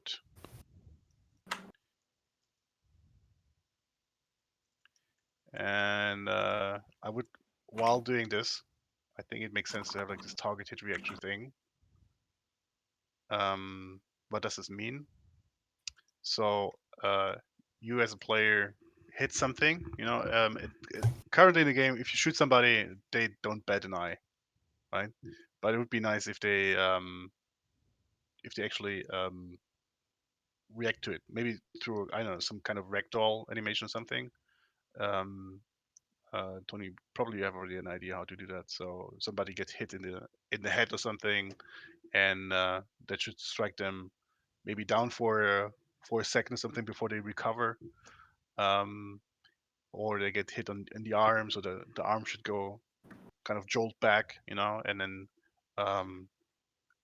takes another second to recover, and then so that you get like an animation out of it when you shoot them. Mm-hmm. At the moment you shoot Yeah. statues, right? Yeah. Yeah, and I can tell you how this would be done. Basically, yeah, it'd be like kind of like physical animations, and the way you normally do it is you have like a kind of invisible entity that's running the animations, and you have like those bone positions that you then try and map onto something that's made out of like a physical object. Like this made out of physics colliders and everything, and they react to physics. So like if they run into a wall and the animation says like, your arm should be through the wall, their colliders are going to stop it, even if like the underlying animation is saying that it should. And so then like, if you get shot, you would just solve out the physics and kind of apply the animation, kind of like, lerp between the two, and then lerp back into just like the raw animation. Yeah, it's I mean, it's definitely complicated though. That would also be like a very large thing to do. Okay. But I think it's necessary, otherwise it will look weird, right? So you shoot somebody and they do nothing. Yeah, the alternative is to have somebody make an animation like a hit reaction animation, and then we just play like a canned hit reaction animation, however many we have. Well, we can play which is them, what you see in other games. Yeah, we can play them depending on where you get hit, right? So if you get hit on the right arm, okay. Leon, you would be up for something like this? Yeah, sure. Okay, cool. Good. Kind of reusing this area here, which we actually need for the sprint planning. Okay.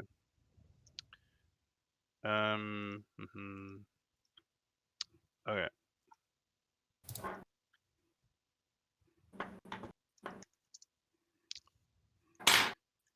Playing an animation at hit,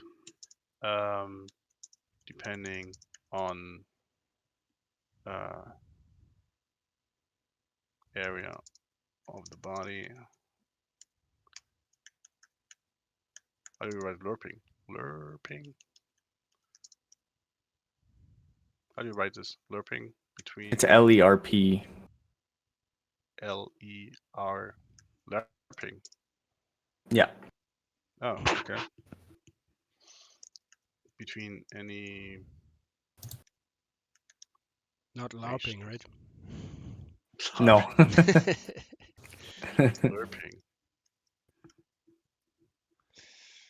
Lerping. Okay. LER. Lerping between animations. Okay. Lerping. Yeah, let me go over there. Yeah, lerping. With EA or ERLERP. Yeah. It's an interpolate. Okay, lerping between animations. And going back to normal body position. Okay.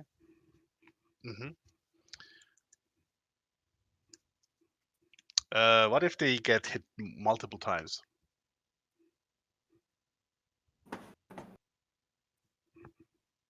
I don't know what. So you get shot in the right arm and the left arm. Then I would say then you lerp between these two animations as well. Yeah. Or from the current position. So you abort one animation and then play the other one.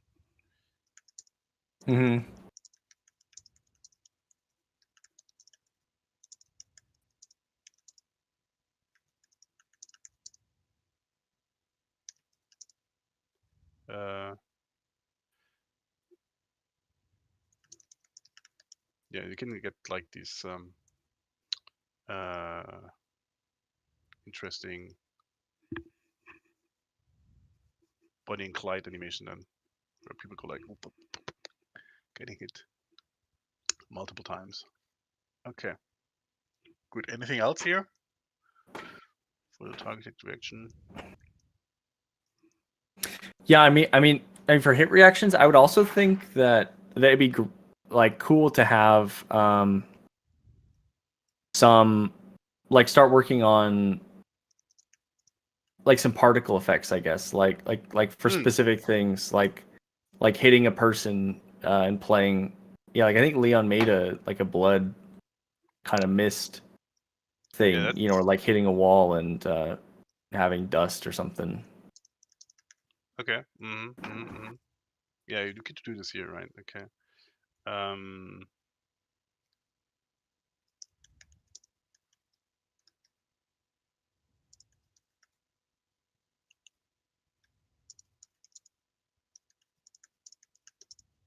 Okay. Let's better other particles when body is hit. Hit sound. Yeah.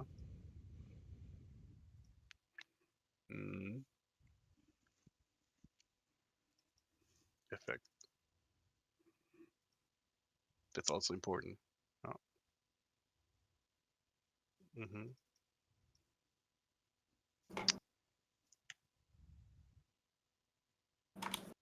Depending on body shot or I don't know material. Yeah, basically material. Yeah.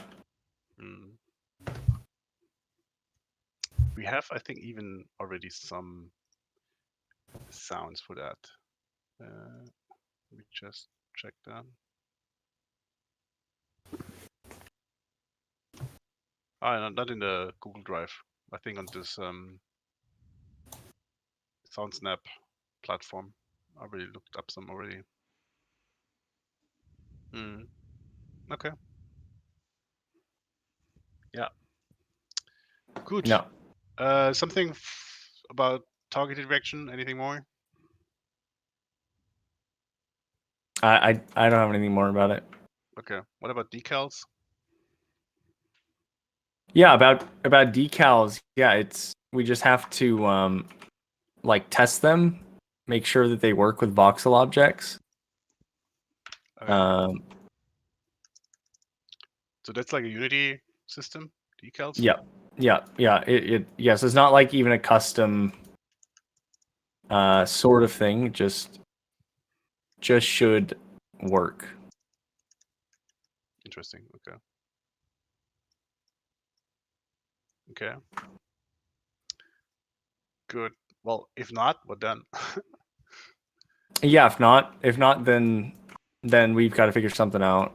So then we have to implement it manually or something, right? Custom. Yeah. Yeah, exactly.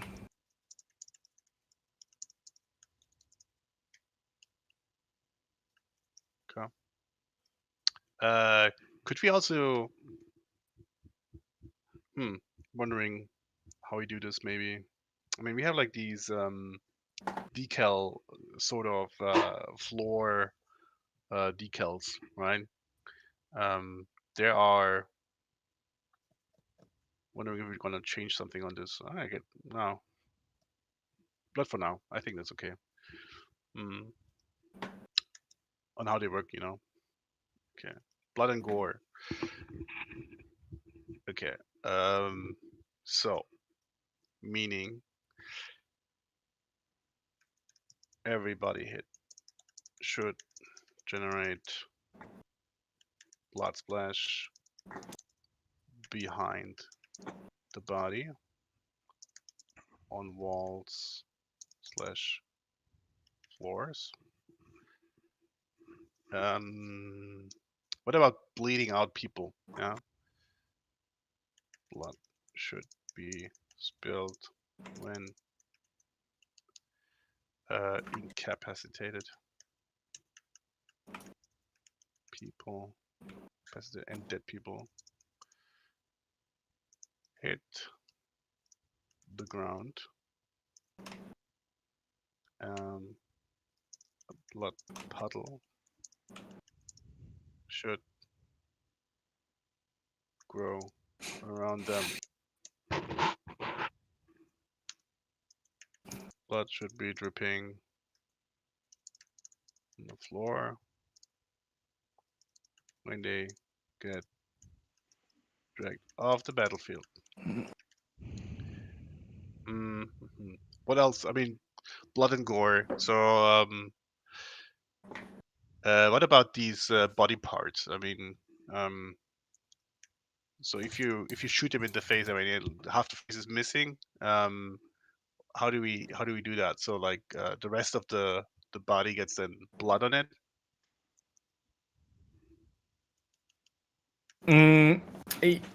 Yeah, I suppose so. I mean, yeah, I guess the main problem is that, like, just like with the fire and stuff, we'll have it's just more data that we have to like pack in somewhere.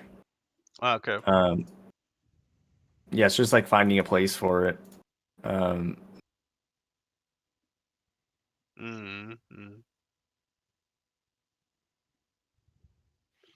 The blood should be on the outer layer of the body.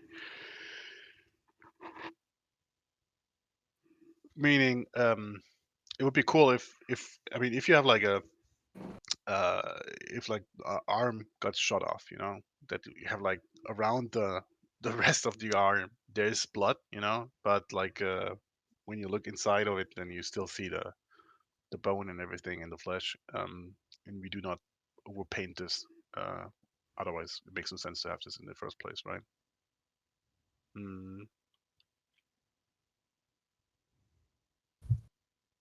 Okay. Where do we put the bullet holes? In decals or blood and gore? I'm not sure. Bullet holes should be or black markers as bullet holes where projectiles hit. Yeah.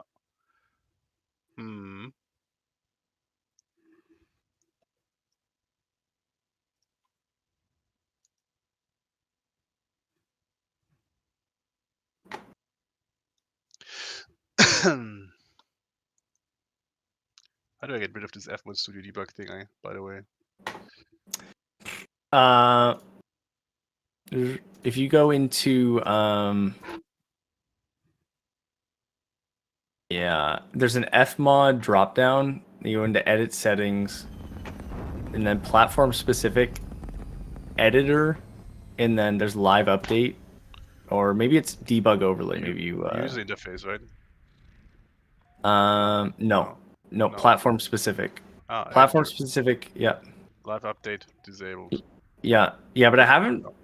It always resets every time I go back in. I think it's debug overlay disabled. Debug overlay disabled.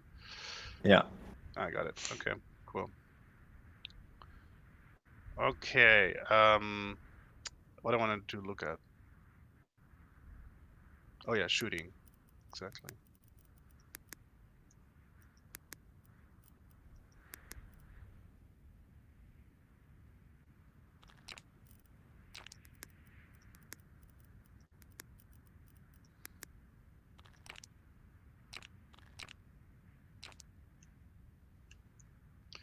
Okay.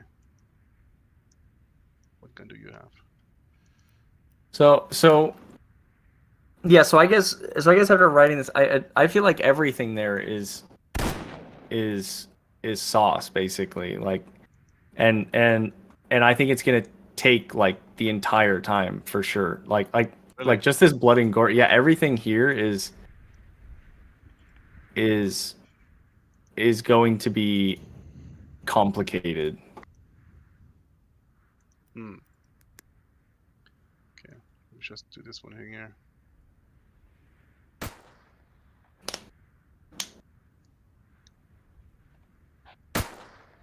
Okay.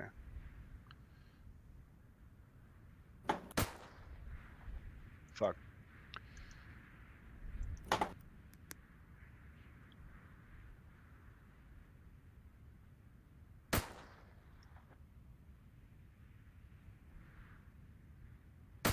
Oh, perfect. Okay.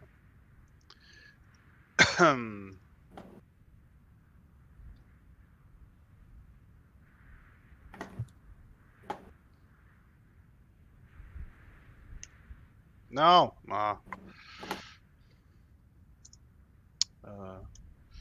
Sleeping.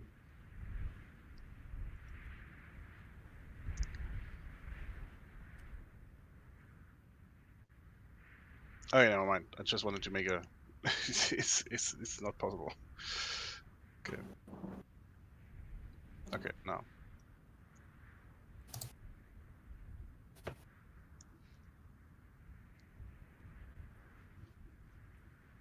hmm So this is like for. I mean, we were working on this for 4 weeks, right? No, 3 weeks. It's too much, you think? Yeah, I mean, so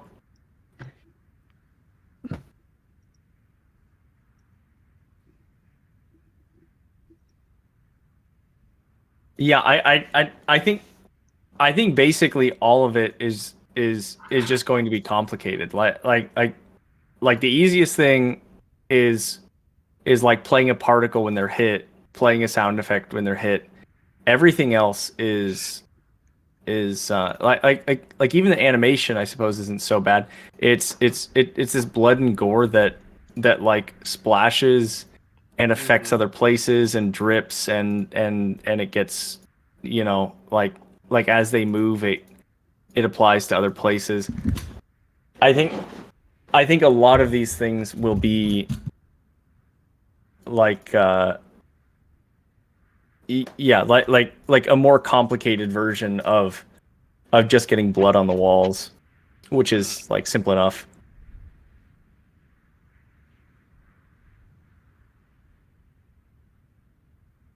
What do you mean with? I don't get it. So, we're talking about two Like things, or like dripping, um, having blood affect like voxels on the body. yeah, okay, Although perhaps that could also be just a decal that we parent yeah, um to them. Yeah, yeah. I would say that basically if the decals work, then a lot of these things won't be too bad. But if they don't, then we're gonna have like Hmm. yeah, sort of a problem where yeah, we've got to make a custom system for it. yeah. Okay, fingers crossed that they work. Yeah. Okay. Okay, good. I think I want to have like 2 more things in here. One would be the shield, and the other one would be this kind of order system, where you can ask prospectors to take stuff off a conveyor belt.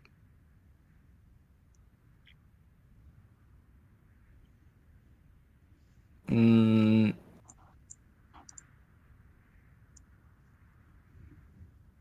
okay, so it was the shoot and also them taking it off.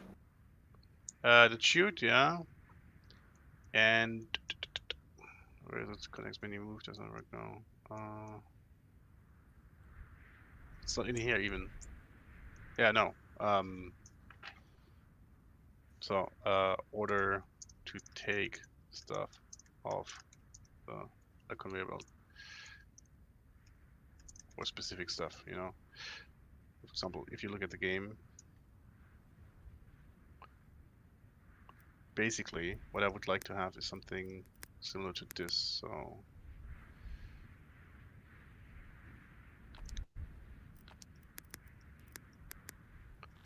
right, okay.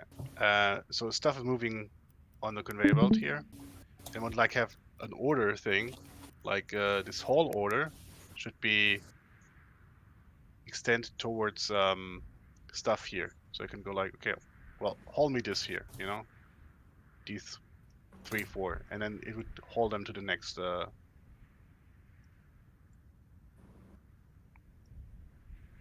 stockpile. Yeah,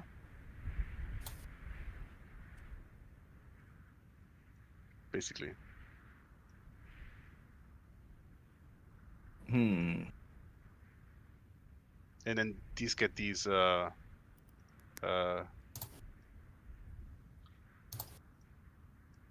orders on them, and they move with them on the conveyor belt. So we're going to do this basically. Yep, not working. Yeah.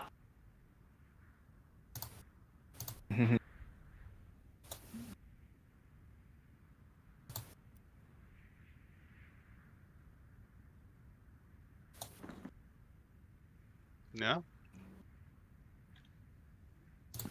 Yeah, you do this? I'll have to think about it. I mean, it can be done. Yeah, I think again I'll have to talk to Francisco about it and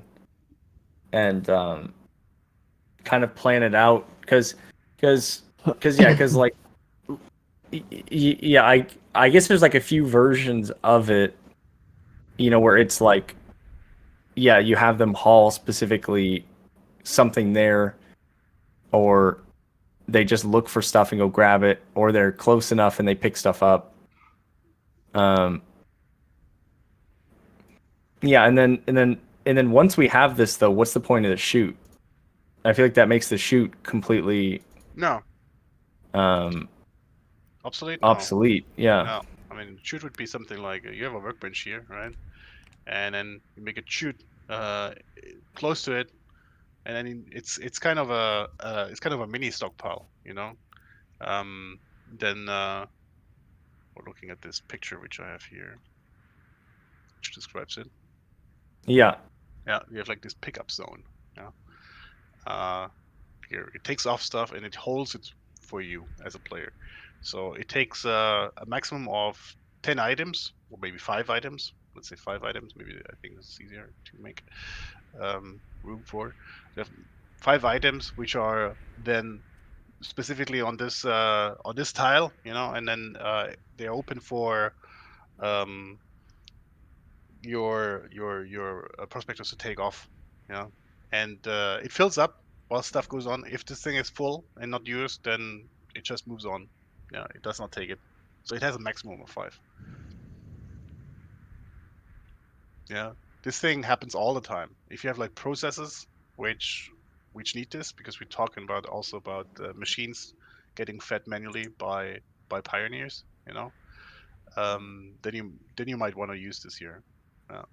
If you have like these live lines of conveyor belt streams. Okay, this makes sense as soon as you see it in action. Yeah, so it's basically just like a feeder that It's you'd basically stick a on it. feeder slash stockpile. Yeah. Yeah. In one thing. Yeah. So maybe we can even use the same system or something. Yeah. Yeah. Yeah. But it stops at 5, right? So it does not take more. Yeah. You could have like the same. We could maybe something. I mean, you could go in as a player and have something like this. You know, going okay. Well, I want to have like a conveyor belt. Take a feeder. Move stuff here. And then you basically have the same thing, except that your pioneers can't take stuff off it. You know? Yeah. Yeah. So yeah, as of right now, I guess. as of right now, yeah. I mean, but you have to do it all the time. I mean, I want to have like this thing where they can take stuff off a conveyor belt. They should do this on order, not all the time. You know? Hmm. Or you want to do it all the time? No, I was thinking that it would be, yeah, that it basically would be in order, like kind of like an opt-in thing that you go have them pick stuff up, because otherwise, who knows what trouble they're making, just grabbing whatever off a conveyor belt. Yeah, they could do that. Why not? What kind of trouble could they make doing that? I'm wondering. I mean, just while we're talking about it, I think the idea is maybe not even worse. You know, I mean, it might be even better than the idea of having it with this shoot thing. You know, and this order system. Maybe we can just say, well, iron ingot. They just take iron ingot. You know, off the conveyor belt. Yeah. Yeah. Yeah. It can be like that. Because if I'm going into this workbench now and say, well, make me some iron ingot. Can't find anything here. Steel ingot, sorry, it's called now. Make me some steel ingot. Yeah, would be cool if they just would, yeah, go in here, which is next, you know.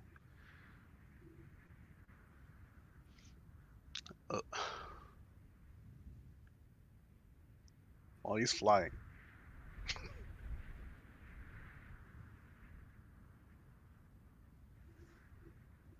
Hmm.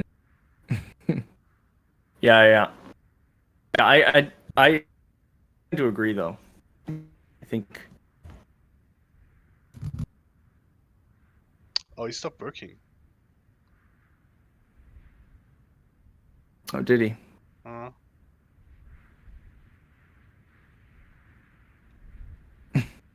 What is going on?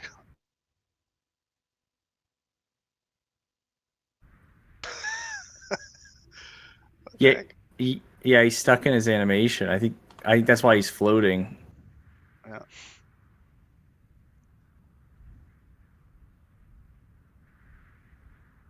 Yeah. Put him out of his misery.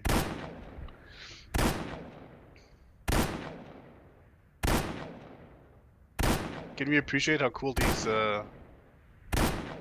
hit point animations are? Yeah, perfect.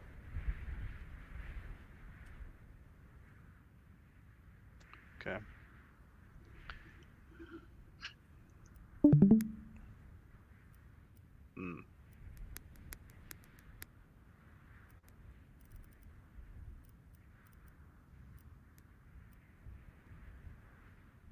I think I have to put one more bullet into his head.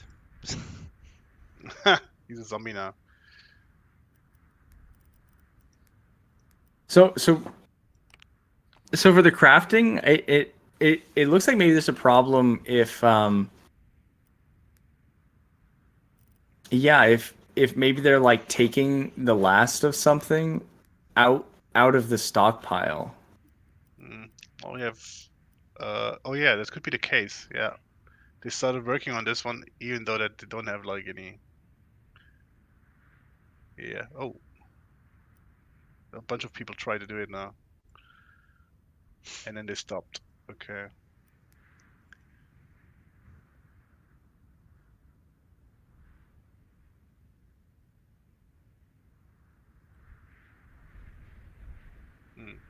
Okay.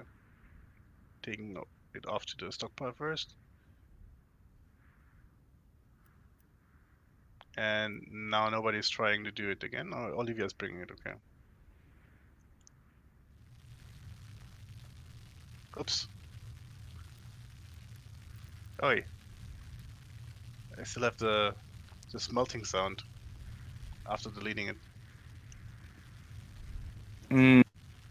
Yeah. Here, let me make a note here.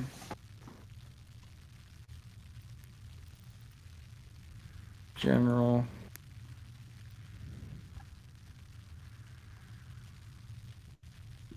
Okay. So for the thing, right? Order to take off conveyor belt. Yep.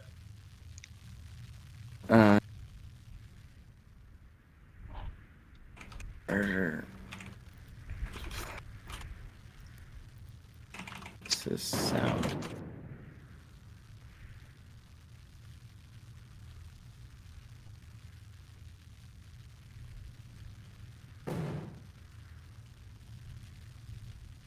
Yeah, for this thing, what do you do now? Are we going to have them randomly take stuff off the conveyor belt? Do we have this shoot thing? Let's test out. I mean, if they can take stuff from the conveyor belt themselves, how this works. Yeah. Yeah. Okay. Yeah. And if that does not work, then we can still do the shoot thing. Okay. I see them already chasing down the the conveyor belts.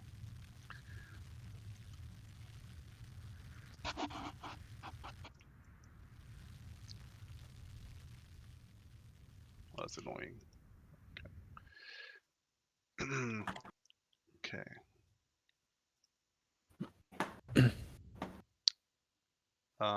Let's put that up here.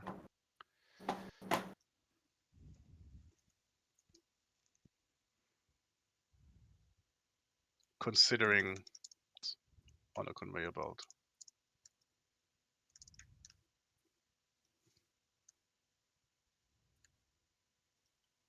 Okay.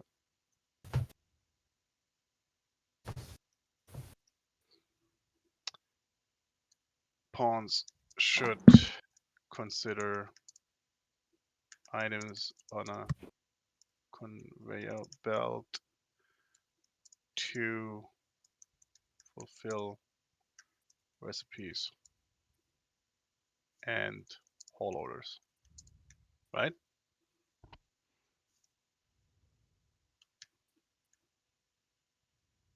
Yep. Okay. What about is there a way to make them a little bit smart so they do not chase down the conveyor belt, but I don't know, go to the next conveyor belt and just wait for items to appear there, or how can we do this? Yeah, because if stuff is moving on a conveyor belt, it would be stupid if they would just run behind it.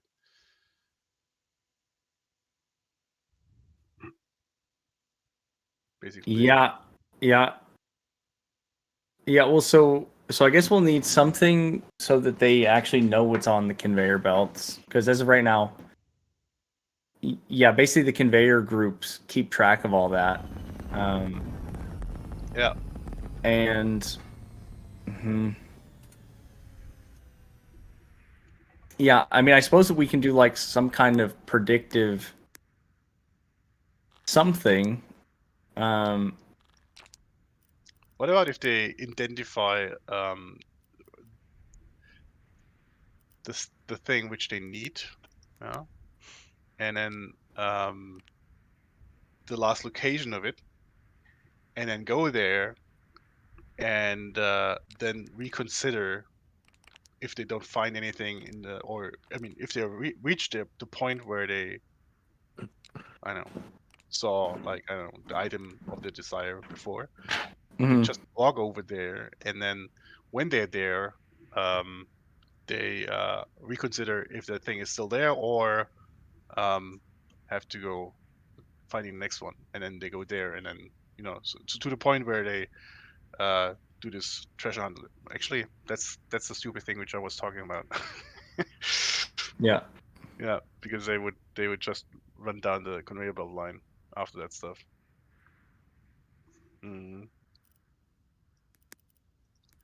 Because basically, if this is how it would go now, I have like these machines here.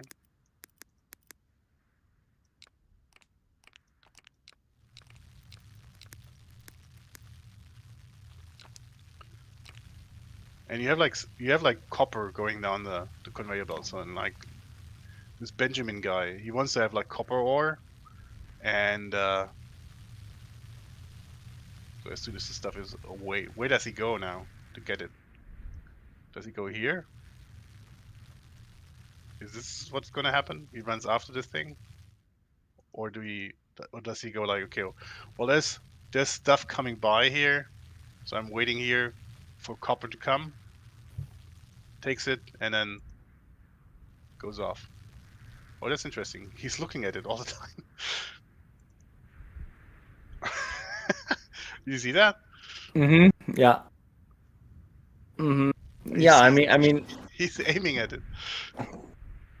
Yeah. I mean, we could have.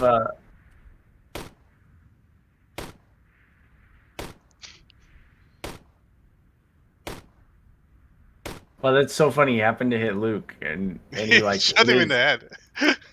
Yeah. I think he hit like one of his legs off. Oh. Did he? Yeah. Oh yeah, Yeah, 'cause I think, it's Luke again. It's so funny.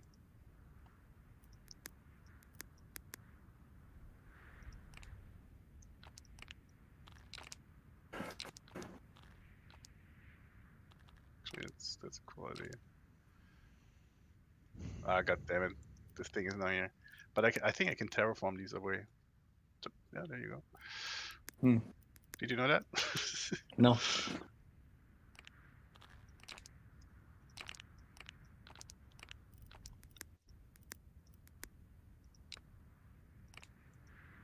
Okay. Yeah.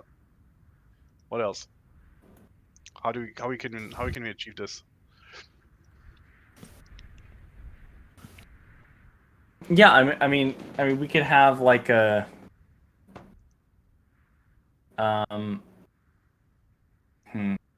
Maybe like a history of conveyor belts. Where like basically we keep track of what items either like a group or a conveyor has seen in the last, I don't know, 5 or 10 seconds or something. Yeah, and then we can use that to look up and say like this is where a item most likely will be if you go there. It's at least been here in the last, X amount of time. Yeah. How much processing time would it take? Would that take? Mm. Oops. I suppose I wouldn't think all that much. I think you could probably be at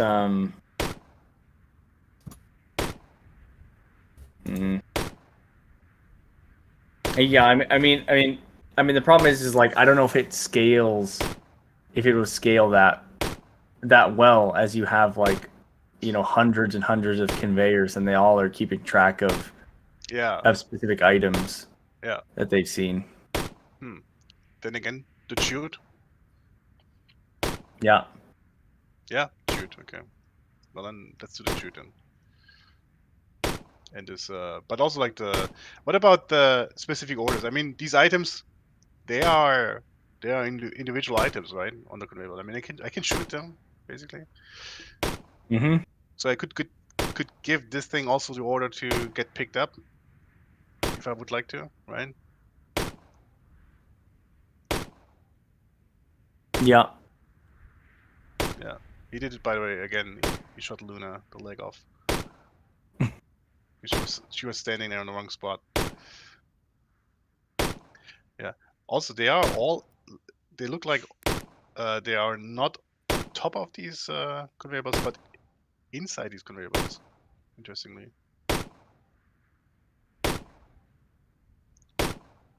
It's maybe something we want to change too. This is so funny that this works.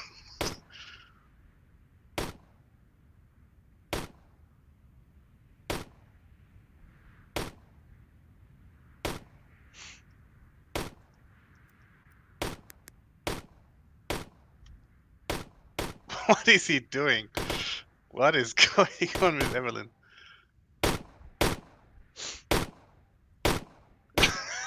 Yeah, I don't know.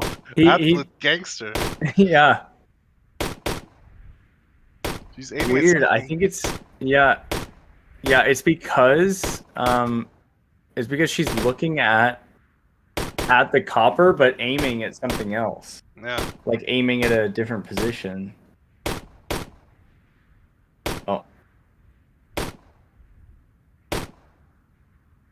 Got it destroyed.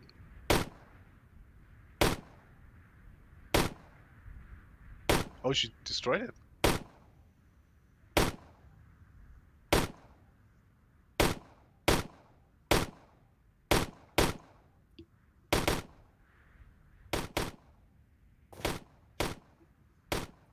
So fun.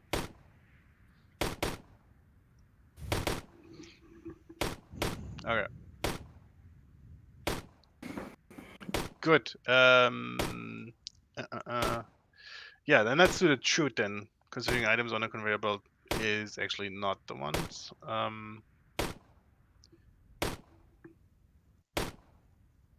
Okay, let's do the following thing, Tony. Okay, let's do Yeah. it that they just chase this thing. Okay, for now, and then see if this is hilarious and stupid or if it's actually working. Yeah, I mean, as a player, I Yeah. can maybe. I mean, I can do what I just did. Yeah. Maybe we can have like I don't know, like a mini stockpile or something. I don't know, where you can Yeah. limit the amount or something, you know, and then you do this with a crane or something, and stuff gets put down there. Yeah. Okay, let's do this first. Considering items on the conveyor belt for recipes. Okay. Yeah. Okay.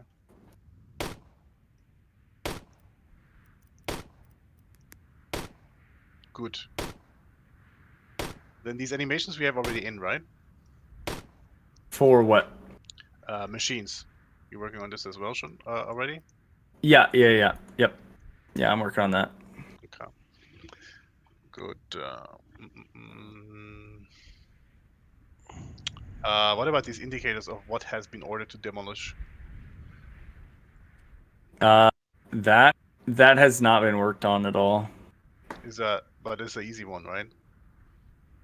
Mm, Can we do a shrimpy thing?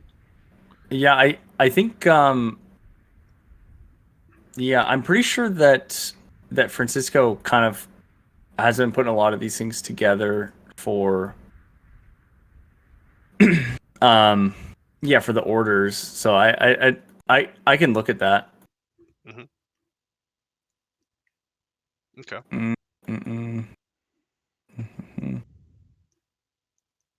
Yeah, and I would say like the fuel mock-up would be a really good thing. If it's on if it's on the horizon, figuring out where it's going in the UI would be good for Yep. Okay. for Fuel both mock-up. electric and combustion. Well, electric you don't have yet. Yeah. Okay. Fuel mock-up. Mm-hmm.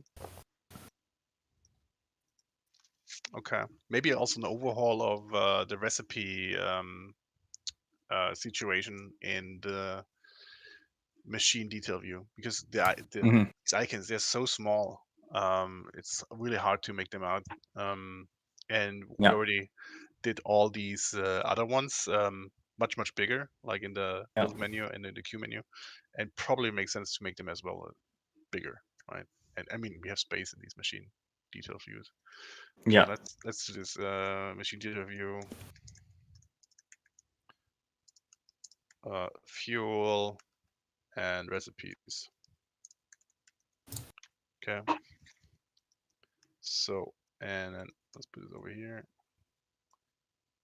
Yeah, push it. Okay. And what does this mean?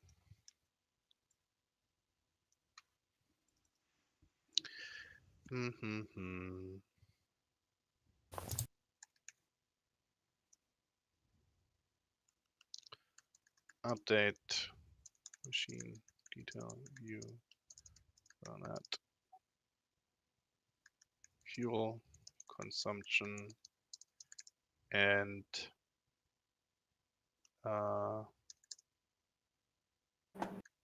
please have more space. Okay. Yes. Then we have like this output shoot thing. Maybe we can at least start working on designating which machine has an output to shoot and which does not, which needs a crane.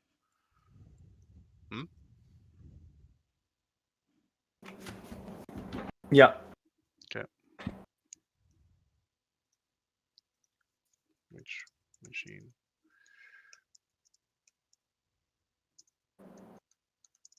Okay.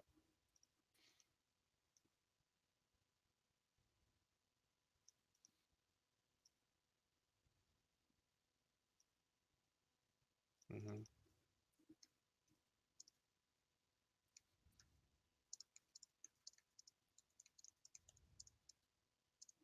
Going through the list of which machine needs and output should and which one does not. Okay.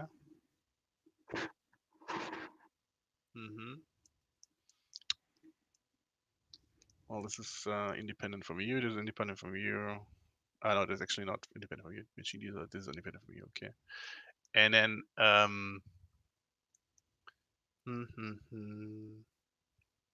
what about the queue menu categories? Are we full already here for the next? I would say, yeah. Again, like most of these things, I think are totally sauce that the game can be completely played without. Other things like the conveyor belts, probably not so much. I think this will be a big improvement once it's in. Yeah, so I think it just depends on priorities. If we want to push something and push in something else, then yeah. Well, I wanna get combat done. Yeah, this is one thing. Then we have like these April deadlines, and while working on decals and blood and gore, that kind of matches both. Okay. And then get just the gameplay further, and then that's why we're doing this lucrum minor. But I would love to work more on this one here, this lucrum minor thing. The next one would be the landing zones, basically. Yeah, not a big epic which we would start. yeah. Yeah, I think everything here can be done. Most complicated, definitely conveyor belt thing, and then but like for blood and gore, we can get the decals working. Definitely, like a simple version of it working along with all this other stuff. Okay. Good. Yeah. Although I guess I am gone for a week. We're extending it 3 days. Yeah. But hopefully Francisco is coming back from his disaster zone, and then full throttle here too. Yeah. What about Leon and Aaron? What can they work on? I mean for target hits, we need particle effects. We need animation. Again,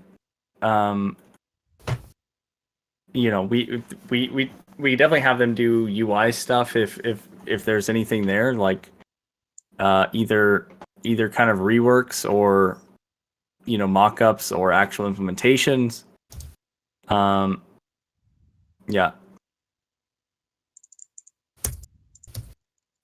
Yeah, we could do. I mean, we have like Sprint 32. No, it's 32. Just 32. Yeah, the main menu, right? I mean, this is like a steep learning curve as well.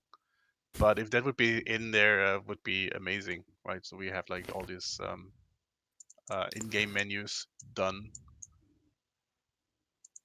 Yeah, which again, I mean, my only feedback is unless this is like the final version of the assets, right? Yeah, but like all the like pixel art assets, everything.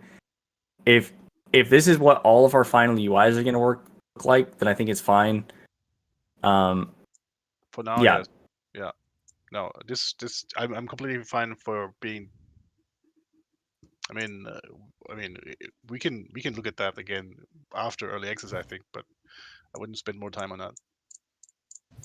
Yeah, which, and I would say that if we're looking for something, then I definitely would not mind seeing mock-ups for the game HUD, for menus, for anything to try and get like a different look, because like comparing it to almost any other game, I think that ours has like a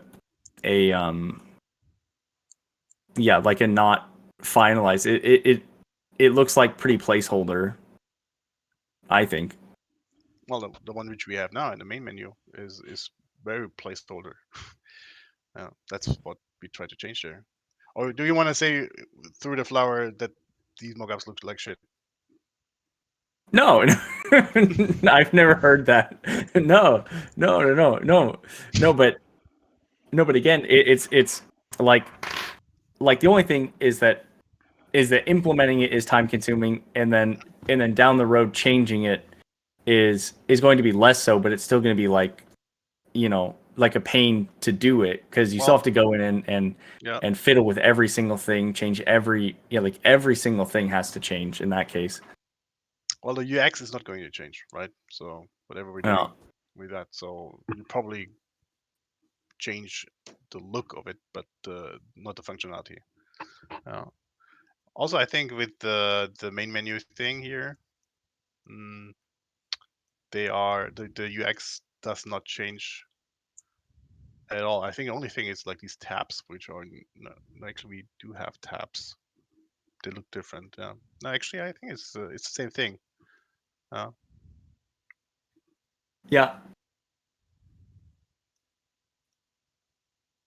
Yeah. Aaron, Leon, you think you could do something like this here? Well, I can surely put my mind to it. I cannot guarantee for anything, Yeah, but at least. But of course, the mock-ups, I will gladly do that. The mock-ups are already there. Yeah. The thing is now to put them into Unity. They're over here if you follow my mouse. Yes.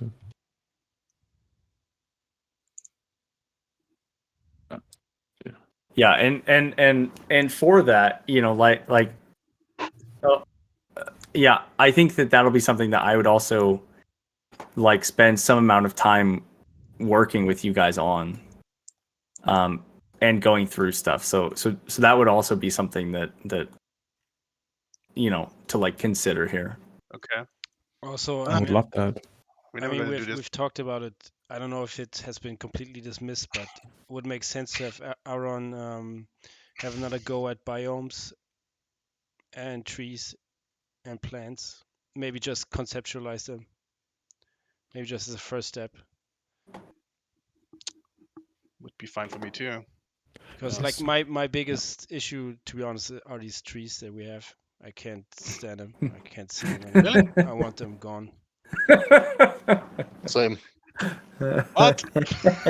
And I to be honest, I think that it would be like the easiest, just from my, limited understanding, would be the easiest to get rid of them and replace them, to have like had the biggest effect visually for the game. Okay, what do you have in mind? Just voxel trees. Maybe you could talk about it. This was also a question from the community that's constantly popping up, why we opted for voxels rather than more advanced graphics. And you can talk about it a little bit. But since we are in a genre voxel game, people now expect just beauty. They expect total, like, beautiful, biomes and settings and stuff. That's what people relate to when they hear voxel. They don't hear like functional or whatever. They want to have beauty. They expect, like, especially if it's a sci-fi setting and it's supposed to be exotic and it's supposed to be, dangerous and beautiful and stuff. So that they're expecting a certain level of, and we kind of moved there with these kind of effects that Tony, like, I forgot the name, the out of context, where it gets blurry in the background. Yeah. And that was a huge step in that direction. Yeah. Okay. Well, no pressure, Aaron. Yeah. So people expect beauty here. Yeah. Why voxel graphics? Maybe you have thought about this. Why voxel graphics? Well, we're a small studio and we can't afford AAA graphics. And then also one of the pillars of our game is destruction. And we have some experience when it comes to pixel art. So voxels in a three-dimensional world was the next step, and we opted for voxels. We're not regretting it. It's amazing. Okay. Yeah. Okay. So much 2 voxels. And and yeah, Aaron. Well, you wanna give it a shot in the biomes, and maybe Leon, you wanna give it a shot in implementing these main menu thing. You have 3 weeks time. It should be feasible, and do not take any time from Tony while doing that. It's You should impossible. you should find your way around already. Oh, Why is it impossible? it'd be Ego much? because- It's no, no, no, no, no. But it's such a it's such a.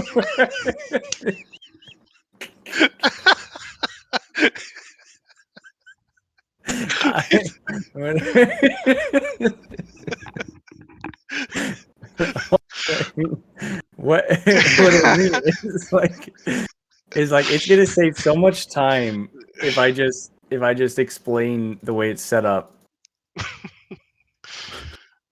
Okay. Hmm. Uh,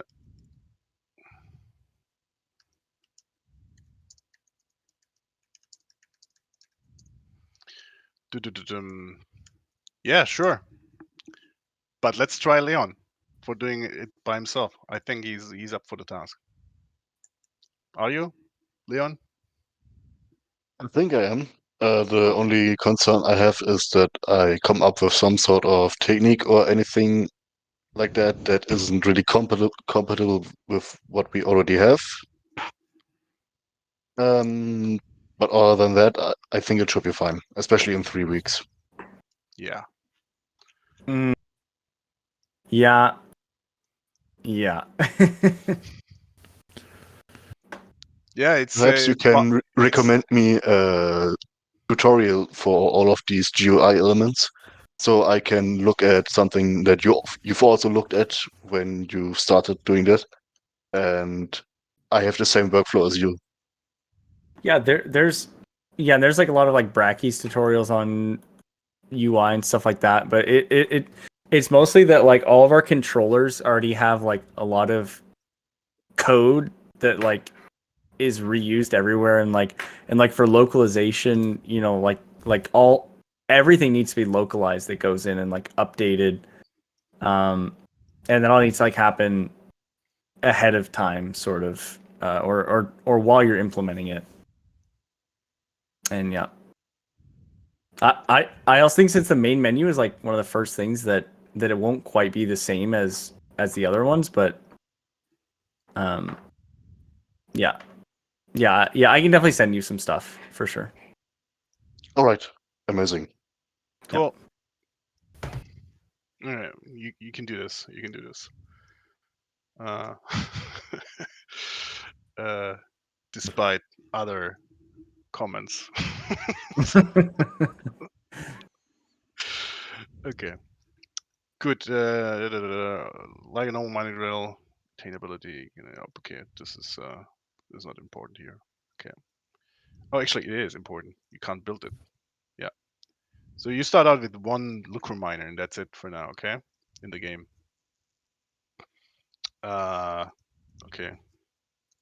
1 should be in the magpie stockpile. Okay.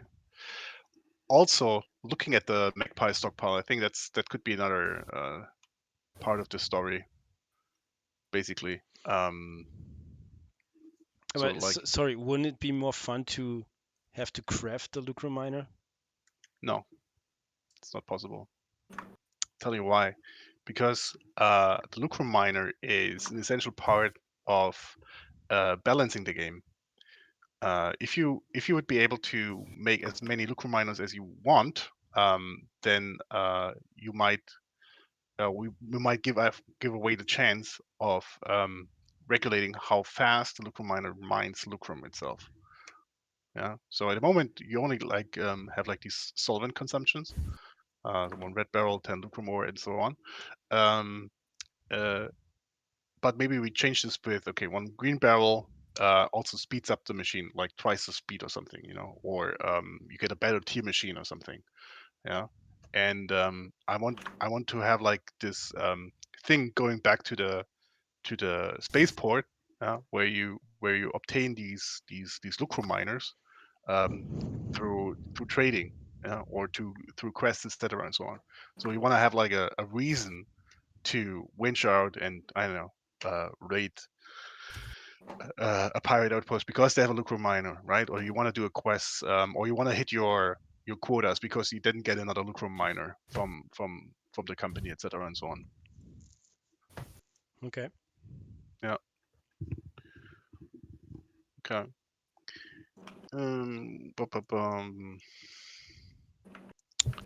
Yeah. What do we have to do for this here, Tony? So this machine does mine, and at the same time also has this recipe kind of thing, right?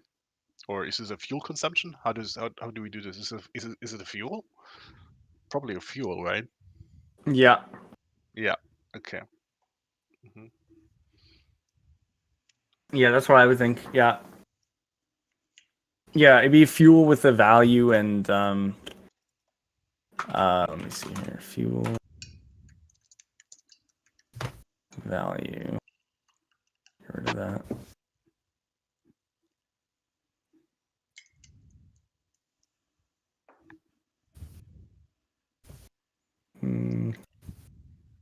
Yeah, I thought there were more things for fuel, but yeah, it's basically just the amount of energy that it has and the category.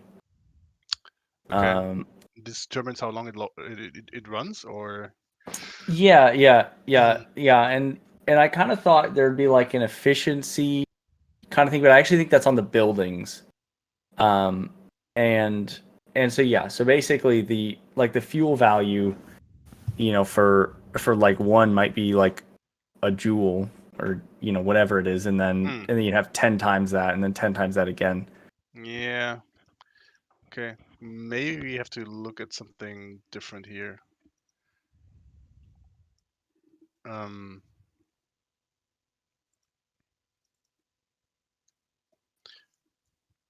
like, okay, well, it actually generates 10 lucrum ore. Or maybe, I mean, if it's fuel and the thing runs and it just mines dirt, it's a problem of the player, right? They just wasted lucrum. Should be fine, I think. Yeah. Okay. 24th. Yeah. Okay, cool. Good. Yeah, we're jumping a little bit here. So, Leon, up here is your task. 1 second. Yeah. All right. Yeah. Okay. So this is like the main menu, which should be imitating the graphic user interface. You don't have to have it movable, so you don't have to be able to drag around or something. This thing, they can be stationary. All of them can be stationary. Okay. Except of I mean, they are not modals which you can move around like in the game. They're just windows, which are stationary at the fixed position. Okay. I think that makes it also easier. And so you have like these new game, load game, setting, exit to OS, and then like these links kind of thing. Wishlist download on Steam and join our Discord. Yeah, they are new. And then you have like this in-game menu, which is here, which replaces the one which we have. The only thing is which is new is you have like this exit to main menu. We don't have like this option. The other buttons are all the same. And then the load game screen is basically also the same thing. You don't have to have this window movable. You don't have to move it around. Now, I don't know if you just want to have like this size or make it bigger. Probably you can also make it bigger. Save game. same thing. You click on save game, and then you get this list, and then you click on it, and you can override it. So there should be also like an override dialog, which is not here. And then the new save button actually leads you to this little thing here, which also pre-fills like the save file name. And settings, basically what we have, but like these things here, they're different, right? Maybe you make them reusable as possible, because yeah, would be a shame if we can't use them in other parts of the game as well.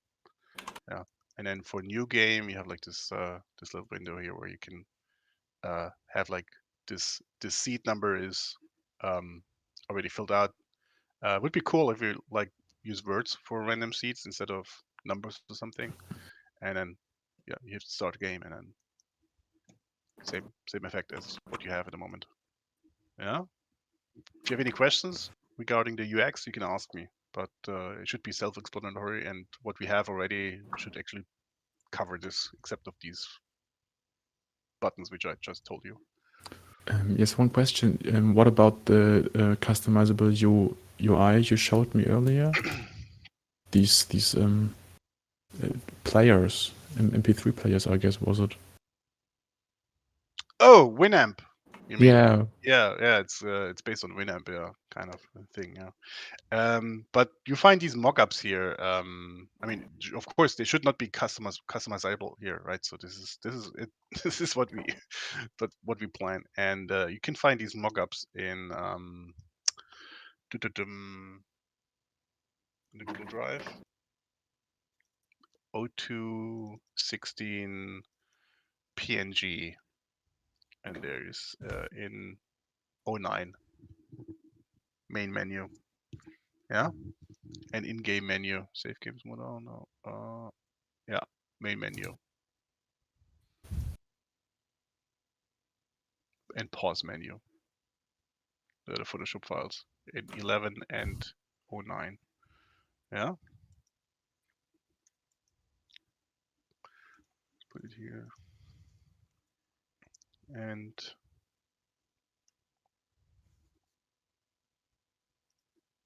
pause menu.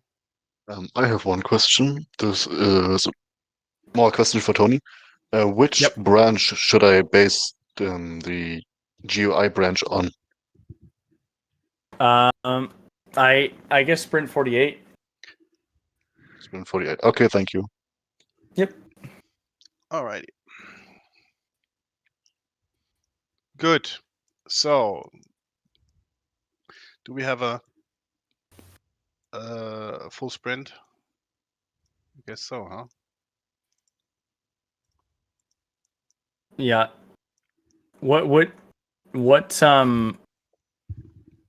yeah, I guess is there like more stuff that you're going to be designing? I'm gonna work on the on clearing out these recipes and also the magpie stockpile, the initial one, here in this story as well.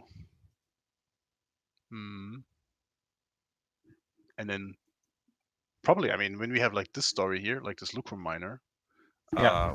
by the way, I also need an asset for this, because we're not going to use normal miner. Look, Tony Aaron, yeah. Sorry, Leon Aaron.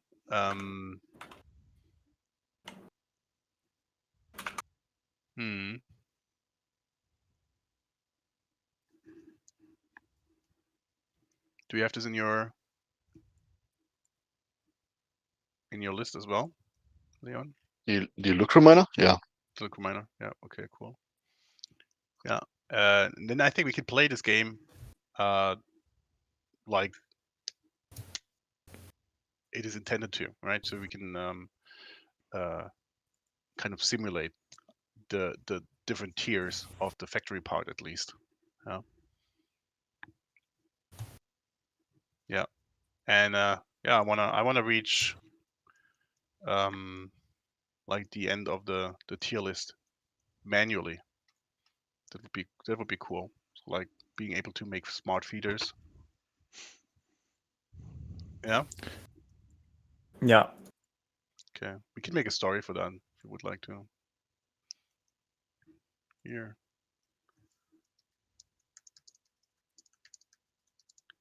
Tier 5. Dot cheats.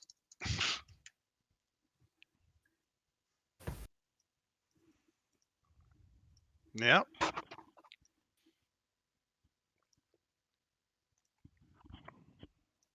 All right. All right. And Till. Yep.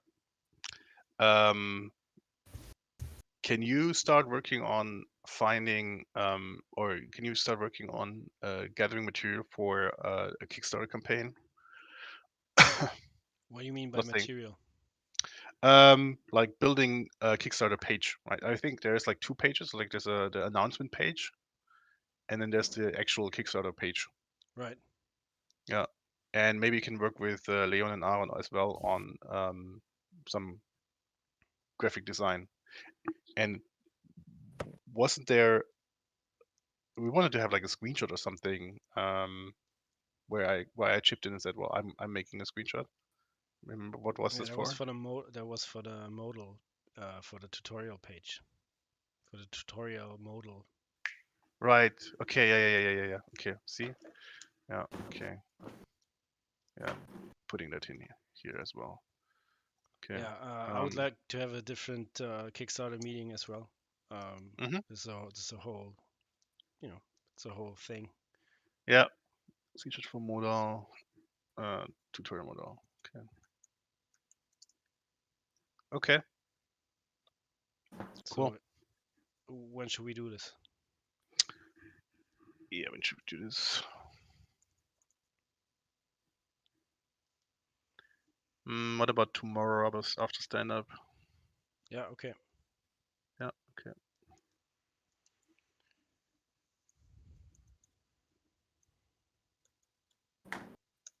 Good. All right. Anything else?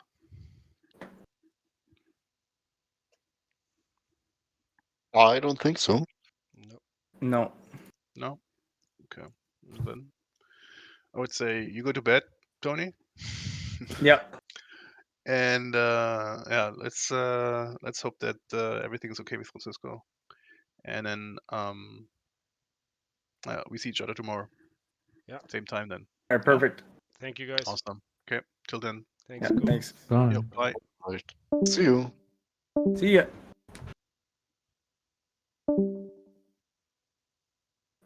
Oops.